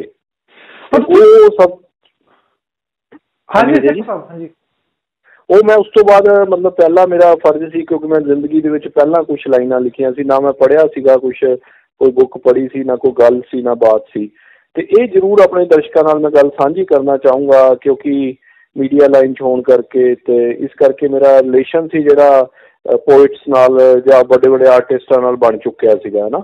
ਸਭ ਤੋਂ ਪਹਿਲਾਂ ਮੇਰੇ ਮਨ ਦੇ ਵਿੱਚ ਆਇਆ ਕਿ ਅਗਰ ਮੈंने ਪੋਇਟਰੀ ਲਿਖੀ ਹੈ ਤਾਂ ਸੁਰਜੀਤ ਪਾਤਰ ਸਾਹਿਬ ਜਿਹੜੇ ਮੈਨੂੰ as a son he treat ਕਰਦੇ ਹੈ ਤੇ ਸੀਗੇ ਵੀ ਉਸ ਟਾਈਮ ਵੀ ਐਵੇਂ ਟਰੀਟ ਕਰਦੇ ਸੀਗੇ, ਤੇ ਮੈਂ ਉਹਨਾਂ ਨੂੰ ਸਵੇਰੇ ਜਲਦੀ ਪੂਰੀ ਬੁੱਕ ਸੁਣਾਉਣ ਲੱਗ, ਜੋ ਲਿਖਿਆ ਸੀ ਸਾਰਾ ਹੀ ਸੁਣਾਉਣ ਲੱਗ ਗਿਆ ਨੈਕਸਟ ਡੇ ਨਾ। ਤੇ ਉਹਨਾਂ ਨੇ ਮੇਰੇ ਲਈ ਬੜਾ ਵੱਡਾ ਕੰਪਲੀਮੈਂਟ ਸੀ ਜਿਹੜਾ ਦੁਨੀਆ ਦੇ ਵਿੱਚ ਸ਼ਾਇਦ ਕਿਸੇ ਨੂੰ ਵੀ ਨਾ ਮਿਲਿਆ ਹੋਵੇ। ਕਹਿੰਦੇ ਸੇਖੋ ਇਹਨੂੰ ਐਵੇਂ ਦੀ ਐਵੇਂ ਹੀ ਛਾਪ ਦੇ, ਇਹਦੇ ਵਿੱਚ ਇੱਕ ਹਵਾ ਆਉਣ ਨੂੰ ਵੀ ਜਗ੍ਹਾ ਨਹੀਂ ਹੈ, ਅੱਖਰ ਇੱਧਰ ਉੱਧਰ ਕਰੇਗਾ ਤਾਂ ਵੀ ਕੰਮ ਖਰਾਬ ਹੋ ਜਾਣਾ। ਤੇ ਇੱਕ ਸਿਰਫ ਮੈਂ ਤੈਨੂੰ ਕਹਿਣਾ ਵੀ ਜਿਹੜੇ ਇਹਦੇ ਵਿੱਚ ਤੂੰ ਦੁਨਿਆਵੀ ਗੱਲਾਂ ਲਿਖੀਆਂ ਉਹ ਹਟਾ ਦੇ, ਜਿਸ ਤਰ੍ਹਾਂ ਮੈਂ ਮਹਿੰਗਾਈ ਦੀ ਗੱਲ ਕੀਤੀ ਸੀ, ਕਰਪਸ਼ਨ ਦੀ ਗੱਲ ਕੀਤੀ ਸੀ, ਉਹ ਸਾਰਾ ਕੁਛ ਇਹਦੇ ਵਿੱਚੋਂ ਜਿਹੜੀਆਂ ਛੋਟੀਆਂ ਗੱਲਾਂ ਇਨਸਾਨ ਨਾਲ ਜੁੜੀਆਂ ਸੀਗੀਆਂ ਸਿਰਫ ਉਹ ਹਟ ਗਈਆਂ ਸੀਗੀਆਂ। ਮੇਰਾ ਇੱਕ ਉਹ ਸਵਾਲ ਗੁਰਪ੍ਰੀਤ ਸਿੰਘ ਜੀ, ਜਿਵੇਂ ਤੁਸੀਂ ਦੱਸਿਆ ਕਿ ਸੁਰਜੀਤ ਪਾਤਰ ਨੂੰ ਤੁਸੀਂ ਇਹ ਗੱਲ ਸਾਰੀ ਆਪਣੀ ਜਿਹੜੀ ਰੂਹ ਦੀ ਜਿਹੜੀ ਉਹ ਕਹਾਣੀ ਸੁਣਾਈ ਵੀ ਕਿਸ ਤਰੀਕੇ ਨਾਲ ਲਿਖੀ ਹੈ, ਉਹਨਾਂ ਨੇ ਵੀ ਤੁਹਾਨੂੰ ਐਪਰੀਸ਼ੀਏਟ ਕੀਤਾ। ਆਪਾਂ ਦੇਖਦੇ ਹਾਂ ਕਿ ਪ੍ਰਮੋਸ਼ਨ ਕਰਨ ਵਾਸਤੇ ਜਿਹੜੇ ਲੋਕ ਨੇ ਉਹ ਅਲੱਗ-ਅਲੱਗ ਪਲੇਟਫਾਰਮ ਚੁਣਦੇ ਨੇ, ਤੇ ਤੁਹਾਡੀਆਂ ਲਾਈਨਾਂ ਮੈਂ ਇੱਥੇ ਚੰਡੀਗੜ੍ਹ ਵਿੱਚ ਵੀ 25 ਸੈਕਟਰ ਇੱਥੇ ਸ਼ਮਸ਼ਾਨ ਘਾਟ ਹੈਗਾ, ਉੱਥੇ ਵੀ ਜਾ ਕੇ ਨਜ਼ਰ ਮਾਰ ਕੇ ਦੇਖੀ ਕਿ ਉੱਥੇ ਵੀ ਤੁਹਾਡੇ ਰੂਹ ਦੇ ਜਿਹੜੇ ਕਈ ਉੱਥੇ ਸ਼ਬਦ ਲਿਖੇ ਹੋਏ ਸਨ। ਸ਼ਮਸ਼ਾਨ ਘਾਟ ਦੇ ਵਿੱਚ ਹੀ ਕਿਉਂ ਤੁਸੀਂ ਇਹ ਮੁਨਾਫਿਕ ਸਮਝਿਆ ਵੀ ਤੁਹਾਡੇ ਜਿਹੜੇ ਸ਼ਬਦ ਨੇ ਉਹ ਲਿਖੇ ਜਾਣ? ਮੈਂ ਨਾ ਕੁਦਰਤ ਤੇ ਵਿਜੇ ਜੀ ਬਹੁਤ ਹੀ ਜ਼ਿਆਦਾ ਵਿਸ਼ਵਾਸ ਹੁਣ ਤਾਂ ਹੋਰ ਵੀ ਵੱਧ ਗਿਆ ਜਦੋਂ ਦਾ ਇਹ ਜਿਹੜਾ ਵਾਇਰਸ ਆਇਆ ਤੇ ਦੁਨੀਆ ਦੇ ਵਿੱਚ ਇੱਕ ਤਹਿਲਕਾ ਮਚਾ ਦਿੱਤਾ ਇਹਨੇ ਹੈ ਨਾ। ਇਨਸਾਨ ਸਮਝਦਾ ਸੀਗਾ ਕਿ ਮੈਂ ਸਾਰੀ ਦੁਨੀਆ ਜਿੱਤ ਲਈ ਹੈ। ਮੇਰੇ ਮੁਤਾਬਕ ਜਿਹੜਾ ਰੱਬ ਹੈ, ਖੁਦਾ ਹੈ ਜਾਂ ਕੁਦਰਤ ਹੈ, ਉਹ ਤਾਂ ਇਹ ਇੱਕ ਜਿਹੜਾ ਪਲੈਨਟ ਹੈ ਪੂਰਾ, ਉਹਦੇ ਲਈ ਤਾਂ ਇੱਕ ਬਿੰਦੀ ਵੀ ਨਹੀਂ ਹੈਗਾ, ਇੱਕ ਛੋਟੀ ਜਿਹੀ ਬਿੰਦੀ। ਅਗਰ ਆਪਾਂ ਆਕਾਸ਼ ਦੇ ਵਿੱਚੋਂ ਇਸ ਪਲੈਨਟ ਨੂੰ ਦੇਖਦੇ ਹਾਂ ਤਾਂ ਇਹ ਬਿੰਦੀ ਦੀ ਸ਼ਕਲ ਹੈ, ਇੱਕ ਟੋਟਲ ਪਲੈਨਟ। ਤੇ ਉਸ ਦੇ ਮੁਤਾਬਕ ਮੇਰੇ ਮਨ ਦੇ ਵਿੱਚ ਕੋਈ ਪਹਿਲਾਂ ਹੀ ਮੈਂ ਧਾਰਮਿਕ ਨਹੀਂ ਸੀ, ਸਾਰਾ ਕੁਛ ਐਵੇਂ ਨਹੀਂ ਸੀਗਾ। ਠੀਕ ਹੈ, ਗੁਰਦੁਆਰਾ ਸਾਹਿਬ ਜਾਣਾ, ਮੰਦਿਰ ਜਾਣਾ, ਉਹ ਮੇਰਾ ਇੱਕ ਹੈ ਸੀ ਰੂਟੀਨ। ਮੇਰਾ ਕੋਈ ਧਰਮ ਨਹੀਂ ਸੀਗਾ ਐਜ਼ ਸਿੱਖੀਜ਼ਮ 'ਚ ਜਾਂ ਜੱਟ ਫੈਮਿਲੀ 'ਚ ਮੈਂ ਜਨਮ ਲਿਆ ਕਿ ਮੈਂ ਮੰਦਿਰ ਨਹੀਂ ਜਾਣਾ। ਮੈਂ ਕੋਈ ਵੀ ਧਾਰਮਿਕ ਸਥਾਨ ਮਿਸ ਨਹੀਂ ਕਰਦਾ ਸੀ ਜਿੱਥੇ ਵੀ ਜਾਂਦਾ ਸੀਗਾ, ਤੇ ਮਨ ਦੇ ਵਿੱਚ ਭਾਵਨਾ ਸੀਗੀ ਬਹੁਤ ਧਾਰਮਿਕ। ਲੇਕਿਨ ਜਿਹੜਾ ਅਸਲੀ ਸਫ਼ਰ ਸ਼ੁਰੂ ਹੋਇਆ ਰੂਹ ਲਿਖਣ ਤੋਂ ਬਾਅਦ, ਕਿਉਂਕਿ ਮੈਂ ਵੈਸੇ ਹੀ ਬੁੱਕ ਪ੍ਰਿੰਟ ਕਰਾਈ ਤੇ ਮੇਰੇ ਮਨ ਦੇ ਵਿੱਚ ਹਜੇ ਇਹ ਨਹੀਂ ਸੀਗਾ ਕਿ ਮੈਂ ਇਹਨੂੰ ਫ੍ਰੀ ਡਿਸਟਰੀਬਿਊਟ ਕਰੂੰਗਾ, ਕੁਛ ਵੀ ਨਹੀਂ ਸੀਗਾ। ਇਹ ਸਾਰਾ ਕੁਦਰਤ ਦੀ ਖੇਡ ਹੈ। ਮੈਂ ਆਪਣੇ ਪੰਜਾਬ ਦੇ ਕਿਸੇ ਰਾਜਨੇਤਾ ਕੋਲ ਬੈਠਾ ਸੀ ਬਹੁਤ ਵੱਡੇ, ਤੇ ਉਹਨਾਂ ਨੇ ਕਿਹਾ ਕਿ ਫਸਟ ਜਦੋਂ ਇਹ ਸਿਲਸਿਲਾ ਸ਼ੁਰੂ ਹੋਇਆ ਕਿ ਮੈਂ ਬੁੱਕ ਛਪਵਾਉਣੀ ਚਾਹੁੰਦਾ ਹੈ ਨਾ, ਤੇ ਵੀ ਤੂੰ ਇਸ, ਮੈਂ ਕਿਹਾ ਤੁਹਾਡੇ ਫੋਟੋ ਲਗਾਵਾਂਗਾ, ਇਹ ਕਰਾਂਗਾ, ਉਹ ਕਰਾਂਗਾ। ਉਹ ਨਹੀਂ ਮੰਨੇ, ਕਹਿੰਦੇ ਤੂੰ ਇਹਨੂੰ ਬੁੱਕ ਛਪਵਾ ਕੇ, ਕਿਉਂਕਿ ਇਹਨੂੰ ਵੀ ਮੈਂ ਇੱਕ ਧਰਮ ਦੀ ਕੈਟਾਗਰੀ ਦੇ ਵਿੱਚ ਹੀ ਲੈਣਾ, ਤੇ ਇਹ ਲੋਕਾਂ ਤੱਕ ਬੁੱਕ ਪਹੁੰਚੇਗੀ, ਲੋਕ ਅਵੇਅਰ ਹੋਣਗੇ ਤੇ ਜਿਹੜੇ ਪਾਪ ਨੇ ਤੇ ਪੁੰਨ ਨੇ ਉਹਨਾਂ ਦੇ ਬਾਰੇ ਸੋਚਣਗੇ। ਉਸੇ ਟਾਈਮ ਦੇ ਵਿੱਚ ਸ਼ੁਰੂ ਹੋ ਗਿਆ। ਤੇ ਉਸ ਤੋਂ ਬਾਅਦ ਜਿਹੜੀ ਤੁਹਾਡੀ ਕੁਐਸਚਨ ਸੀਗਾ, ਵੀ ਜਿਹੜਾ ਸ਼ਮਸ਼ਾਨ ਘਾਟਾਂ ਦੇ ਵਿੱਚ ਇਹ ਮੇਰੇ ਲਈ ਇੱਕ ਮਤਲਬ ਰੱਬ ਦੀ ਆਵਾਜ਼ ਆਈ ਸੀਗੀ ਕਿ ਇਹ ਜਿਹੜੇ ਲੋਕ ਸਭ ਤੋਂ ਵੱਧ ਰੂਹ ਨੂੰ ਯਾਦ ਕਰ ਸਕਦੇ ਨੇ ਉਹ ਸਿਰਫ ਸ਼ਮਸ਼ਾਨ ਘਾਟ ਜਗ੍ਹਾ ਹੈ। ਉੱਥੇ ਜਾ ਕੇ ਯਾਦ ਕਰਨਗੇ ਜਦੋਂ ਤੇਰੀ ਫਲੈਕਸ ਲੱਗੀ ਹੋਊ। ਤੇ ਇੱਕ ਤੁਹਾਨੂੰ ਅਜੀਬ ਗੱਲ ਦੱਸਦਾ ਬਈ, ਇਹ ਜਿਹੜਾ ਪਹਿਲਾਂ ਇਹ ਪੰਜਾਬ ਦੇ ਵਿੱਚ ਜਦੋਂ ਲਗਾਈਆਂ ਮਤਲਬ ਸਪੋਂਸਰਾਂ ਦੇ ਕਾਲਾਂ ਆਉਣੀਆਂ ਸ਼ੁਰੂ ਹੋ ਗਈਆਂ, ਉਦੋਂ ਮੈਂ ਆਪਣਾ ਨੰਬਰ ਲਿਖਦਾ ਹੁੰਦਾ ਸੀਗਾ। ਕੋਈ ਦਿੱਲੀ ਤੋਂ ਬੰਦਾ ਚੰਡੀਗੜ੍ਹ ਆਇਆ ਸ਼ਮਸ਼ਾਨ ਘਾਟ ਦੇ ਵਿੱਚ, ਉਹਨੇ ਮੇਰਾ ਨੰਬਰ ਦੇਖਿਆ ਤੇ ਉਹਨੇ ਕਾਲ ਕੀਤੀ ਕਿ ਮੈਂ ਦਿੱਲੀ ਲਈ ਸਪੋਂਸਰ ਕਰਨਾ ਚਾਹੁੰਦਾ। ਫਿਰ ਇਸ ਤਰ੍ਹਾਂ ਬੋਂਬੇ ਲਈ ਆਇਆ ਹੈ ਨਾ, ਤੇ ਫਿਰ ਮੇਰੀ ਪੂਰੀ ਟੀਮ 4 ਬੰਦਿਆਂ ਦੀ ਜਿਸ ਤਰ੍ਹਾਂ ਬੋਂਬੇ ਗਈ, ਦਿੱਲੀ, ਗੋਆ, ਪੂਨੇ ਹੈ ਨਾ, ਮਤਲਬ 1.5-2 ਮਹੀਨਾ ਇਹ ਫਲੈਕਸਾਂ ਲਗਾਉਂਦੇ ਰਹੇ ਉਹ। ਤੇ ਉਹ ਵੀ ਇੱਕ ਬਹੁਤ ਵੱਡੇ ਕਿਸੇ ਮਤਲਬ ਮੀਡੀਆ ਦਾ ਬੰਦਾ ਸੀਗਾ ਇੱਕ, ਜਿਹੜਾ ਜਾ ਕੇ ਇਹ ਕੰਮ ਕਰਦਾ ਰਿਹਾ। ਮੈਨੂੰ ਹੈਰਾਨੀ ਹੋਈ ਕਿ ਇੱਕ ਮੀਡੀਆ ਦਾ ਇੰਨੀ ਵੱਡੀ ਹਸਤੀ ਮੇਰੇ ਲਈ ਇਹ ਕੰਮ ਕਰ ਰਹੀ ਹੈ ਆਪ ਜਾ ਕੇ ਬੋਂਬੇ ਦੇ ਵਿੱਚ। ਇਹ ਸਿਲਸਿਲਾ ਸੀ ਫਿਰ ਜਾਰੀ ਰਿਹਾ। ਤੁਸੀਂ ਬਹੁਤ ਵਧੀਆ ਦੱਸਿਆ ਕਿ ਜਿਸ ਤਰ੍ਹਾਂ ਤੁਹਾਡੀ ਲੋਕਾਂ ਨੇ ਤੁਹਾਨੂੰ ਪੜ੍ਹਿਆ ਹੈ ਜਾਂ ਜਿਸ ਤਰ੍ਹਾਂ ਤੁਸੀਂ ਜ਼ਿਕਰ ਕੀਤਾ ਕਿ ਤੁਹਾਡੀ ਅਲੱਗ-ਅਲੱਗ ਪੂਰੇ ਹਿੰਦੁਸਤਾਨ ਦੇ ਵਿੱਚ ਜਾ ਕੇ ਉੱਥੇ ਫਲੈਕਸਾਂ ਲੱਗੀਆਂ ਨੇ। ਇੱਕ ਹੋਰ ਸਵਾਲ ਜਿਹਨਾਂ ਦੇ ਵਿੱਚ ਆਉਣਾ, ਤੁਸੀਂ ਪਾਪ ਤੇ ਪੁੰਨ ਦੀ ਗੱਲ ਕੀਤੀ ਹੈ ਕਿ ਪਾਪ ਤੇ ਪੁੰਨ ਬਾਰੇ ਪਤਾ ਲੱਗਿਆ। ਜੇ ਤੁਸੀਂ ਰਾਈਟਰ ਨੂੰ ਕਹਿੰਦੇ ਵੀ ਇੱਕ ਰਾਈਟਰ ਅਲੱਗ ਸੋਚ ਰਿਹਾ ਦੁਨੀਆ ਤੋਂ, ਉਹ ਦੁਨੀਆ ਤੋਂ ਇੱਕ ਵੱਖਰੀ ਪਹਿਚਾਣ ਹੁੰਦੀ ਹੈ। ਐਜ਼ ਏ ਰਾਈਟਰ ਜੇ ਤੁਹਾਨੂੰ ਪੁੱਛਣਾ ਹੋਵੇ ਪੁੰਨ ਤੇ ਪਾਪ ਇਹ ਦੋਨਾਂ 'ਚ ਫਰਕ ਕੀ ਹੈ ਤੇ ਦੋਨਾਂ ਵਿੱਚ ਅੰਤਰ ਕੀ ਹੈ? ਆਪਾਂ ਤੁਹਾਡੇ ਜੇ ਰਾਈਟਰ ਦੇ ਨਜ਼ਰ 'ਚ ਦੇਖਣਾ ਹੋਵੇ, ਲੇਖਕ ਦੀ ਨਜ਼ਰ 'ਚ ਪੁੰਨ ਕਿਹਨੂੰ ਕਹਿੰਦੇ ਨੇ ਤੇ ਪਾਪ ਕਿਹਨੂੰ ਕਹਿੰਦੇ ਨੇ? ਤੁਸੀਂ ਇੰਨਾ ਕੁ ਵਧੀਆ ਕੁਐਸਚਨ ਪੁੱਛਿਆ ਜਿਹਦੀ ਕਿ ਇਹ ਆਨਸਰ ਦੀ ਲੋਕਾਂ ਨੂੰ ਲੋੜ ਸੀ, ਤੇ ਮੇਰੇ ਕੋਲ ਇਹਨਾਂ ਚੀਜ਼ਾਂ ਦੇ ਆਨਸਰ ਆਲਰੇਡੀ ਰੈਡੀ ਹੈ, ਕਿਉਂਕਿ ਪ੍ਰਮਾਤਮਾ ਦੀ ਉਸ ਕੁਦਰਤ ਦੀ ਕਿਰਪਾ ਨਾਲ ਮੈਨੂੰ ਇਹ ਰੂਹ ਲਿਖਣ ਤੋਂ ਬਾਅਦ ਮਤਲਬ ਮੈਂ ਵਰਲਡ ਦੇ ਟੌਪ ਸੰਤਾਂ ਦੀ ਗੱਲ ਕਰ ਸਕਦਾ ਕਿ ਉਹਨਾਂ ਦੀ ਜਿਹੜੀ ਮੈਨੂੰ ਨਾਲ ਉਹਨਾਂ ਦੇ ਬੈਠਣ ਦਾ ਮੌਕਾ ਮਿਲਿਆ, ਉਹਨਾਂ ਦੀ ਗੱਲਬਾਤ ਸੁਣਨ ਦਾ ਮੌਕਾ ਮਿਲਿਆ। ਇੱਕ ਵਾਰ ਅਸੀਂ ਇਹ ਨਾਲ ਇੱਕ ਛੋਟੀ ਜਿਹੀ ਸਟੋਰੀ ਹੈ, ਬਹੁਤ ਹੀ ਛੋਟੀ, ਤੁਹਾਡੇ ਜਿਹੜੇ ਕੁਐਸਚਨ ਦਾ ਆਨਸਰ ਹੈ। ਤੇ ਅਸੀਂ ਬਹੁਤ ਮਨ ਦੇ ਵਿੱਚ ਸੀਗਾ ਕਿ ਹਰਿਦੁਆਰ, ਰਿਸ਼ੀਕੇਸ਼ ਇੱਧਰ ਸਾਰੇ ਫਲੈਕਸਾਂ ਲਗਾਈਆਂ ਜਾਣ। ਸ਼ਾਇਦ ਆਪਣੇ ਦਰਸ਼ਕਾਂ ਨੂੰ ਨਾ ਪਤਾ ਹੋਵੇ, ਜਿਹੜਾ ਗੰਗਾ ਦੇ ਕਿਨਾਰੇ ਇੱਕ ਸ਼ਮਸ਼ਾਨ ਘਾਟ ਹੈ ਨਾ, ਤੇ ਉੱਥੇ ਮਤਲਬ ਤੁਸੀਂ ਸੋਚ ਵੀ ਨਹੀਂ, ਸ਼ਾਇਦ ਸਨੀ ਦਿਓਲ ਦੀ ਇੱਕ ਮੂਵੀ ਦੀ ਉੱਥੇ ਸ਼ੂਟ ਹੋਇਆ, ਜੂਹੀ ਚਾਵਲਾ ਸੀਗੇ ਸ਼ਾਇਦ, ਉਸੀ ਜਗ੍ਹਾ ਰਹੇ ਸੀ ਸੰਤਾਂ ਦੀ। ਤੇ ਉੱਥੇ ਤੁਸੀਂ ਸੋਚ ਵੀ ਨਹੀਂ ਸਕਦੇ ਕਿ ਕਿੰਨੇ ਮੁਰਦੇ ਇੱਕ ਦਿਨ ਦੇ ਵਿੱਚ ਫੂਕਿਆ ਜਾਂਦਾ ਹੈ। ਉੱਥੇ ਪੂਰੇ ਇੰਡੀਆ ਤੋਂ ਲੋਕਾਂ ਨੂੰ ਲੈ ਕੇ ਆਉਂਦੇ ਨੇ, ਤੇ ਮਤਲਬ 5-5 ਮਿੰਟ ਬਾਅਦ, 10-10 ਮਿੰਟ ਬਾਅਦ ਕੋਈ ਚੰਡੀਗੜ੍ਹੋਂ PGI 'ਚੋਂ ਜਾ ਰਿਹਾ, ਕੋਈ ਬੋਂਬੇ ਤੋਂ ਆ ਰਿਹਾ, ਕੋਈ ਦਿੱਲੀ ਤੋਂ ਆ ਰਿਹਾ। ਕਈ ਫੌਜੀ ਉਹਨਾਂ ਦੇ ਮਨ ਦੇ ਵਿੱਚ ਹੁੰਦਾ, ਜਿਹੜੇ ਫੌਜ 'ਚ ਹੁੰਦੇ ਆ, ਕਿ ਉਹਨਾਂ ਨੇ ਸ਼ਹੀਦੀ ਪਾਈ ਹੈ ਆਪਣੇ ਦੇਸ਼ ਲਈ, ਉਹਨਾਂ ਦਾ ਸੰਸਕਾਰ ਉੱਥੇ ਹੀ ਕੀਤਾ ਜਾਵੇ ਹੈ ਨਾ। ਤੇ ਅਸੀਂ ਉੱਥੇ ਜਾ ਰਹੇ ਸੀਗੇ, ਰਸਤੇ ਦੇ ਵਿੱਚ ਇੱਕ ਕੁਐਸਚਨ ਮੀਡੀਆ ਦਾ ਬੰਦਾ ਸੀ ਮੇਰੇ ਨਾਲ, ਉਹਨੂੰ ਮੈਂ ਕੀਤਾ ਕਿ ਪੁੰਨ ਪਾਪ ਕੀ ਹੁੰਦਾ? ਉਹ ਕਹਿੰਦਾ ਤੁਸੀਂ ਦੱਸੋ। ਕਹਿੰਦਾ ਮੇਰਾ ਇੱਕ ਦੋਸਤ ਸੀਗਾ, ਕਹਿੰਦਾ ਉਹਦੀ ਮਾਂ ਸੀਰੀਅਸ ਸੀ, ਉਹਨੇ ਸਭ ਤੋਂ ਪੈਸੇ ਮੰਗੇ ਤੇ ਕਿਸੇ ਨੇ ਪੈਸੇ ਨਹੀਂ ਦਿੱਤੇ, ਉਹਨੇ ਚੋਰੀ ਕੀਤੀ ਤੇ ਉਹ ਜਿਹੜਾ ਉਹਦੀ ਮਾਂ ਦਾ ਇਲਾਜ ਹੋ ਗਿਆ, ਉਹ ਠੀਕ ਹੋ ਗਈ। ਕੀ ਪੁੰਨ ਹੈ, ਪਾਪ ਹੈ? ਮੈਂ ਕਿਹਾ 100% ਇਹ ਪਾਪ ਹੈ, 100% ਪਾਪ ਹੈ। ਉਸ ਕੁਐਸਚਨ ਦਾ ਜਵਾਬ ਇੰਡੀਆ ਦੇ ਬਹੁਤ ਵੱਡੇ ਇੱਕ ਸੰਤ ਨੇ, ਉਦਾਸੀਨ ਜਿਹੜੇ ਆਸ਼ਰਮ ਹਰਿਦੁਆਰ ਦੇ ਵਿੱਚ ਹੈ, ਉੱਥੇ ਇਹ ਕੁਐਸਚਨ ਜਾ ਕੇ ਮੈਂ ਉਸ ਸੰਤਾਂ ਨੂੰ ਕੀਤਾ। ਇਹ ਕੁਐਸਚਨ ਦਾ ਆਨਸਰ ਇੱਕ ਸੇਮ ਹੀ ਹੈ ਕਿ ਅਗਰ ਕੁਦਰਤ ਚਾਹੁੰਦੀ ਹੈ ਤੁਹਾਨੂੰ ਬਚਾਉਣਾ ਤਾਂ ਕੋਈ ਮਾਰ ਨਹੀਂ ਸਕਦਾ, ਅਗਰ ਮਾਰਨਾ ਚਾਹੁੰਦੀ ਹੈ ਤਾਂ ਕੋਈ ਬਚਾ ਨਹੀਂ ਸਕਦਾ। ਇਸ ਕਰਕੇ ਪੁੰਨ ਪੁੰਨ ਹੀ ਹੈ, ਪਾਪ ਪਾਪ ਹੀ ਹੈ। ਕਤਲ ਕਰਨਾ ਪਾਪ ਹੀ ਰਹੇਗਾ, ਬੇਸ਼ੱਕ ਉਹ ਤੁਸੀਂ ਫਾਇਦੇ ਲਈ ਕੀਤਾ ਜਾਂ ਕਿਸੇ ਕਿਵੇਂ ਵੀ ਕੀਤਾ। ਤੁਸੀਂ ਮੇਰੇ ਮੁਤਾਬਿਕ ਜਿਸ ਤਰ੍ਹਾਂ ਤੁਸੀਂ ਪੁੰਨ ਤੇ ਪਾਪ ਦੀ ਡੈਫੀਨੇਸ਼ਨ ਦੱਸੀ ਹੈ, ਪਰਿਭਾਸ਼ਾ ਦੱਸੀ ਹੈ, ਪਰ ਜਿਵੇਂ ਤੁਸੀਂ ਕਹਿ ਰਹੇ ਸੀ ਕਿ ਚੋਰੀ ਕਰਨ ਗਿਆ, ਜਿਵੇਂ ਤੁਸੀਂ ਉਹਨੂੰ ਸੁਣਾਈ ਇੱਕ ਐਗਜ਼ਾਮਪਲ ਦਿੱਤੀ ਹੈ ਕਿ ਉਸ ਨੂੰ ਪਾਪ ਹੀ ਮੰਨਿਆ ਜਾਵੇਗਾ। ਪਰ ਹੁਣ ਜਿਹੜਾ ਦੇਖੀਏ ਅੱਜ, ਹੁਣ ਇਸ ਸਮੇਂ ਲੋਕਡਾਊਨ ਹੈਗਾ ਤੇ ਕਈ ਲੋਕ ਇਹੋ ਜਿਹੇ ਵੀ ਹੈਗੇ ਨੇ। ਮੈਂ ਪਰਸੋਂ ਚੌਥੇ ਇੱਕ ਵੀਡੀਓ ਦੇਖ ਰਿਹਾ ਸੀ, ਸ਼ਾਇਦ ਤੁਹਾਨੂੰ ਯਾਦ ਹੋਣੀ ਹੈ, ਕਿ ਬਿਹਾਰ ਦੇ ਵਿੱਚ ਇੱਕ ਮੁੰਡੇ ਨੇ ਚੋਰੀ ਕੀਤੀ ਤੇ ਜਦੋਂ ਜੱਜ ਸਾਹਿਬ ਕੋਲ ਲੈ ਕੇ ਗਏ ਤਾਂ ਉਹਨਾਂ ਨੂੰ ਪੁੱਛਿਆ ਗਿਆ ਕਿ ਤੂੰ ਚੋਰੀ ਕਿਉਂ ਕੀਤੀ, ਤਾਂ ਉਹਨੇ ਕਿਹਾ ਕਿ ਮੇਰੀ ਮਾਂ ਜਿਹੜੀ ਹੈਗੀ ਭੁੱਖੀ ਹੈ, ਮੇਰਾ ਭਰਾ ਭੁੱਖਾ ਹੈ, ਤਾਂ ਜਿਹੜਾ ਮੇਰਾ ਪਿਤਾ ਜੀ ਨੇ ਉਹ ਚੱਲ ਨਹੀਂ ਸਕਦੇ ਤਾਂ ਮੈਂ ਚੋਰੀ ਕੀਤੀ ਹੈ। ਤੇ ਜੱਜ ਸਾਹਿਬ ਨੇ ਉਹਨਾਂ ਨੂੰ ਰਿਹਾ ਕਰ ਦਿੱਤਾ ਤੇ ਪ੍ਰਸ਼ਾਸਨ ਨੂੰ ਕਿਹਾ ਗਿਆ ਕਿ 4 ਮਹੀਨੇ ਦਾ ਜਿਹੜਾ ਖਾਣਾ ਹੈ ਤੁਸੀਂ ਇਹਨਾਂ ਦੇ ਘਰ ਵਿੱਚ ਦੇ ਕੇ ਆਉਣਾ ਤੇ ਉਸ ਤੋਂ ਬਾਅਦ ਰਿਪੋਰਟ ਵੀ ਕਰਨੀ ਹੈ। ਤੇ ਇੱਕ ਤੁਸੀਂ ਗੱਲ ਕੀਤੀ ਕੁਦਰਤ ਦੀ, ਪੁੰਨ ਪਾਪ ਦੀ, ਜਿਸ ਕਰਕੇ ਇੱਥੇ ਚੋਰੀ ਹੋਈ ਹੈ ਉਸ ਤੋਂ ਬਾਅਦ ਛੱਡ ਦਿੱਤਾ ਗਿਆ ਜੱਜ ਵੱਲੋਂ, ਤਾਂ ਫਿਰ ਤੁਹਾਨੂੰ ਲੱਗਦਾ ਕਿ ਅੱਜ ਦੇ ਸਮੇਂ ਦੇ ਵਿੱਚ ਜੇ ਕਿਸੇ ਨੇ ਆਪਣਾ ਢਿੱਡ ਭਰਨਾ ਹੈ, ਲੋਕਡਾਊਨ ਹੋਏਗਾ, ਕਈਆਂ ਨੂੰ ਖਾਣਾ ਵੀ ਨਹੀਂ ਮੁਹੱਈਆ ਹੋ ਰਿਹਾ, ਤਾਂ ਫਿਰ ਪੁੰਨ ਹੈ ਕਿ ਪਾਪ ਹੈ? ਇਹ ਪਾਪ ਹੈ ਜੀ। ਮੇਰੇ ਮੁਤਾਬਕ ਉਹਦਾ ਕੌਜ਼ ਇਹ ਹੈ ਕਿ ਕੁਦਰਤ ਦੀ ਐਡੀ ਵੱਡੀ ਖੇਡ ਹੈ। ਅੱਜ ਅਰਬਾਂਪਤੀ ਲੋਕ ਮਾਯੂਸ ਨੇ ਬੈਠੇ। ਤੁਹਾਨੂੰ ਸ਼ਾਇਦ ਇਹਦਾ ਡਾਟਾ ਜੇ ਆਪਾਂ ਕੱਢਾਂਗੇ ਨਾ, ਇਸ ਬਿਮਾਰੀ ਦਾ ਜਿਹੜਾ ਕਰੋਨਾ ਵਾਇਰਸ COVID-19 ਫੈਲਿਆ, ਇਹਦਾ ਡਾਟਾ ਕੱਢਾਂਗੇ ਨਾ, ਜ਼ਿਆਦਾ ਮਰਨ ਵਾਲੇ ਲੋਕ ਰਿਚੈਸਟ ਨੇ। ਜ਼ਿਆਦਾ ਜਿਹੜੇ ਲੋਕ ਹੈ, ਜਿਹੜੀ ਪੂਰੀ ਦੁਨੀਆ ਦੇ ਵਿੱਚ ਜਿਹੜੀ ਇਹਦੀ ਤਾਦਾਦ ਹੈ, ਉਹਦਾ ਕਾਰਨ ਇਹ ਪੈਸਾ। ਜੇ ਆਪਾਂ ਕਹਿੰਦੇ ਕਿ ਇਹ ਪੈਸਾ ਬਚਾ ਸਕਦਾ ਹੈ, ਜਾਂ ਭੁੱਖੇ ਨਹੀਂ ਮਰਨ ਦਿੰਦਾ। ਮੈਂ ਕੋਈ ਐਗਜ਼ਾਮਪਲ ਦੇ ਸਕਦਾ, ਮਤਲਬ 100 ਐਗਜ਼ਾਮਪਲ ਦੇ ਸਕਦਾ ਮੇਰੀ ਲਾਈਫ ਦੇ ਵਿੱਚ ਹੀ, ਜਾਂ ਮੈਨੂੰ ਪਤਾ ਨੇ। ਇੰਡੀਆ ਦੇ ਵਿੱਚ ਇੱਕ ਟੌਪ ਡਾਕਟਰ ਹੈ, ਅਤੇ ਉਹ ਅਗਰ ਫੋਰ ਐਗਜ਼ਾਮਪਲ ਇੱਕ ਟੌਪ ਡਾਕਟਰ ਹੈ, ਉਹ ਮਤਲਬ ਨਿਊਰੋ ਦਾ ਹੀ ਹੈ, ਦਿਮਾਗੀ ਜਿਹੜੀਆਂ ਪਰੇਸ਼ਾਨੀਆਂ ਨੇ, ਬਿਮਾਰੀਆਂ ਦਾ, ਉਹਦਾ ਡਾਕਟਰ ਹੈ। ਲੇਕਿਨ ਉਹ ਖੁਦ ਅਮਰੀਕਾ ਤੋਂ ਇੱਕ ਮਸ਼ੀਨ ਮੰਗਵਾਉਂਦਾ ਹੈ ਜਿਹਦੇ ਵਿੱਚ ਉਹ 1 ਘੰਟੇ ਲਈ ਜਾਂ 1.5 ਘੰਟੇ ਲਈ ਸੌਂਦਾ ਹੈ। ਉਹਨੂੰ ਸੁਲਾਉਂਦੀ ਹੈ ਉਹ ਮਸ਼ੀਨ, ਕਿਉਂਕਿ ਕੁਦਰਤ ਦੀ ਹੀ ਖੇਡ ਦੇ ਮੁਤਾਬਕ ਉਹ ਲੋਕਾਂ ਨੂੰ ਸੁਲਾ ਰਿਹਾ ਦਵਾਈਆਂ ਦੇ ਕੇ, ਲੇਕਿਨ ਉਹ ਆਪ ਨਹੀਂ ਸੌਂ ਪਾ ਰਿਹਾ। ਇਹ ਕੁਦਰਤ ਦੀ ਹੀ ਗੱਲ ਹੈ। ਅਤੇ ਪੁੰਨ ਜੇ ਉਹਨੂੰ ਬਖਸ਼ਣਾ ਹੁੰਦਾ ਰੱਬ ਨੇ ਤਾਂ ਖਾਣਾ ਦੇਣਾ ਹੁੰਦਾ, ਦਿੰਦਾ ਉਹ ਹਰ ਹਾਲਤ 'ਚ ਤਰੀਕਾ ਹੋਰ ਕੋਈ। ਕਿਉਂਕਿ ਮੈਂ ਤੁਹਾਨੂੰ ਹੋਰ ਇੱਕ ਗੱਲ ਦੱਸਦਾ, ਮਤਲਬ ਇਹ ਜਿਹੜਾ ਸਾਰਾ ਭਾਣਾ ਵਾਪਰ ਰਿਹਾ ਇਹ ਕੁਦਰਤ ਨਾਲ ਛੇੜਛਾੜ ਨਾਲ ਹੀ ਹੈ। ਜਿਹੜਾ ਆਪਾਂ ਕਹਿੰਦੇ ਸੀਗੇ ਕਿ ਅਮਰੀਕਾ ਸੁਪਰ ਪਾਵਰ ਬਣ ਗਿਆ, ਉੱਧਰੋਂ ਸਾਊਥ ਕੋਰੀਆ ਆਪਣਾ ਜਲਵਾ ਦਿਖਾਉਣ ਲਈ ਤਿਆਰ ਹੈ, ਚਾਈਨਾ ਸਾਰੀ ਦੁਨੀਆ ਨੂੰ ਸਪਲਾਈ ਕਰ ਰਿਹਾ ਚੀਜ਼ਾਂ ਦੀ, ਅਤੇ ਸ਼ਾਇਦ ਇਨਸਾਨ ਨੂੰ ਵੀ ਜਿਉਂਦਾ ਕਰ ਸਕੇ। ਰੱਬ ਨੂੰ ਜਿਸ ਟਾਈਮ ਤੁਸੀਂ ਚੈਲੰਜ ਕਰੋਗੇ ਉਸ ਟਾਈਮ ਇਹ ਸਾਰਾ ਕੁਝ ਹੋਣਾ ਲਾਜ਼ਮੀ ਹੈ। ਮੈਂ ਥੋੜਾ ਇੱਕ ਸਵਾਲ ਮੇਰਾ ਰਹਿ ਗਿਆ। ਤੁਸੀਂ ਪੁੰਨ ਤੇ ਪਾਪ ਦੀ ਗੱਲ ਕੀਤੀ ਹੈ, ਤੁਸੀਂ ਆਪਣੀ ਰੂਹ ਕਿਤਾਬ ਦੇ ਵਿੱਚ ਪੁੰਨ ਤੇ ਪਾਪ ਬਾਰੇ ਕੁਝ ਲਿਖਿਆ? ਤੁਸੀਂ ਦਰਸ਼ਕਾਂ ਨੂੰ ਸੁਣਾ ਸਕਦੇ ਹੋ ਕੁਝ, ਜਾਂ ਦੱਸ ਸਕਦੇ ਹੋ ਵੀ ਕਿਹੜੀ ਚੀਜ਼ ਇਹ ਤੁਸੀਂ ਲਿਖੀ ਹੈ, ਜੋ 2 ਲਾਈਨਾਂ ਲਿਖੀਆਂ? ਮੈਂ ਉਹਦੇ ਵਿੱਚ ਇਹੀ ਹੈ ਕਿ ਪੁੰਨ ਪਾਪ ਉਹਨੂੰ ਸਮਝ ਲੈਣਾ ਚਾਹੀਦਾ। ਜਿਸ ਤਰ੍ਹਾਂ ਮੈਂ ਲਿਖਿਆ, ਇਸ ਜਿਹੜੀ ਦੁਨੀਆ ਦੇ ਵਿੱਚ ਸਾਰਾ ਬਿਜ਼ਨਸ ਹੋ ਰਿਹਾ ਇਸ ਟਾਈਮ, ਸ਼ਾਇਦ ਆਉਣ ਵਾਲੇ ਸਮੇਂ ਦੇ ਵਿੱਚ ਵੀ ਇਸ ਜਿਹੜਾ ਬਿਮਾਰੀ ਹੈ ਇਹਦਾ ਕੋਈ ਇਸ ਤਰ੍ਹਾਂ ਦਾ ਟੀਕਾ ਇੰਜੈਕਸ਼ਨ ਨਿਕਲਿਆ ਹੋਵੇ ਅਤੇ ਜਿਹੜਾ ਆਪਾਂ ਨੂੰ ਪੇਡ ਲੈਣਾ ਪਵੇ ਅਤੇ ਕੋਈ ਬਿਜ਼ਨਸਮੈਨ ਖਰਬਾਂ ਰੁਪਇਆ ਕਮਾ ਜੇ। ਸ਼ਾਇਦ ਦੀਆਂ ਗੱਲਾਂ ਇਹ, ਸ਼ਾਇਦ ਹੋ ਸਕਦਾ। ਉਹਦੇ ਵਿੱਚ ਲਿਖਿਆ ਇਹ ਲੋਕਾਂ ਬਾਰੇ ਲਿਖਿਆ ਜਿਹੜੇ ਸੱਭਿਆਚਾਰ ਦੀ ਗੱਲ ਕਰਦੇ ਆ। ਲੋਕ ਅਰਬਾਂ ਰੁਪਇਆ ਕਮਾਉਂਦੇ ਆ, ਕਰੋੜਾਂ ਰੁਪਇਆ ਕਮਾਉਂਦੇ ਆ, ਹੈ ਨਾ। ਅਤੇ ਕਈ ਸੱਭਿਆਚਾਰ ਦੇ ਨਾਂ 'ਤੇ ਲੁੱਟੀ ਤੁਰੇ ਜਾਂਦੇ ਨੇ, ਕਈ ਆਪਣੀ ਧਰਤੀ ਮਾਂ ਨੂੰ ਵੇਚ ਕੇ ਮੁਸਕਾਉਂਦੇ ਨੇ।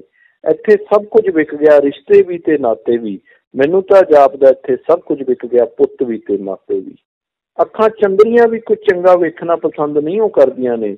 ਬਦਲ ਗਿਆ ਜ਼ਮਾਨਾ, ਧੀਆਂ ਵੀ ਮਾਪਿਆਂ ਤੋਂ ਨਹੀਂ ਉਹ ਡਰਦੀਆਂ ਨੇ।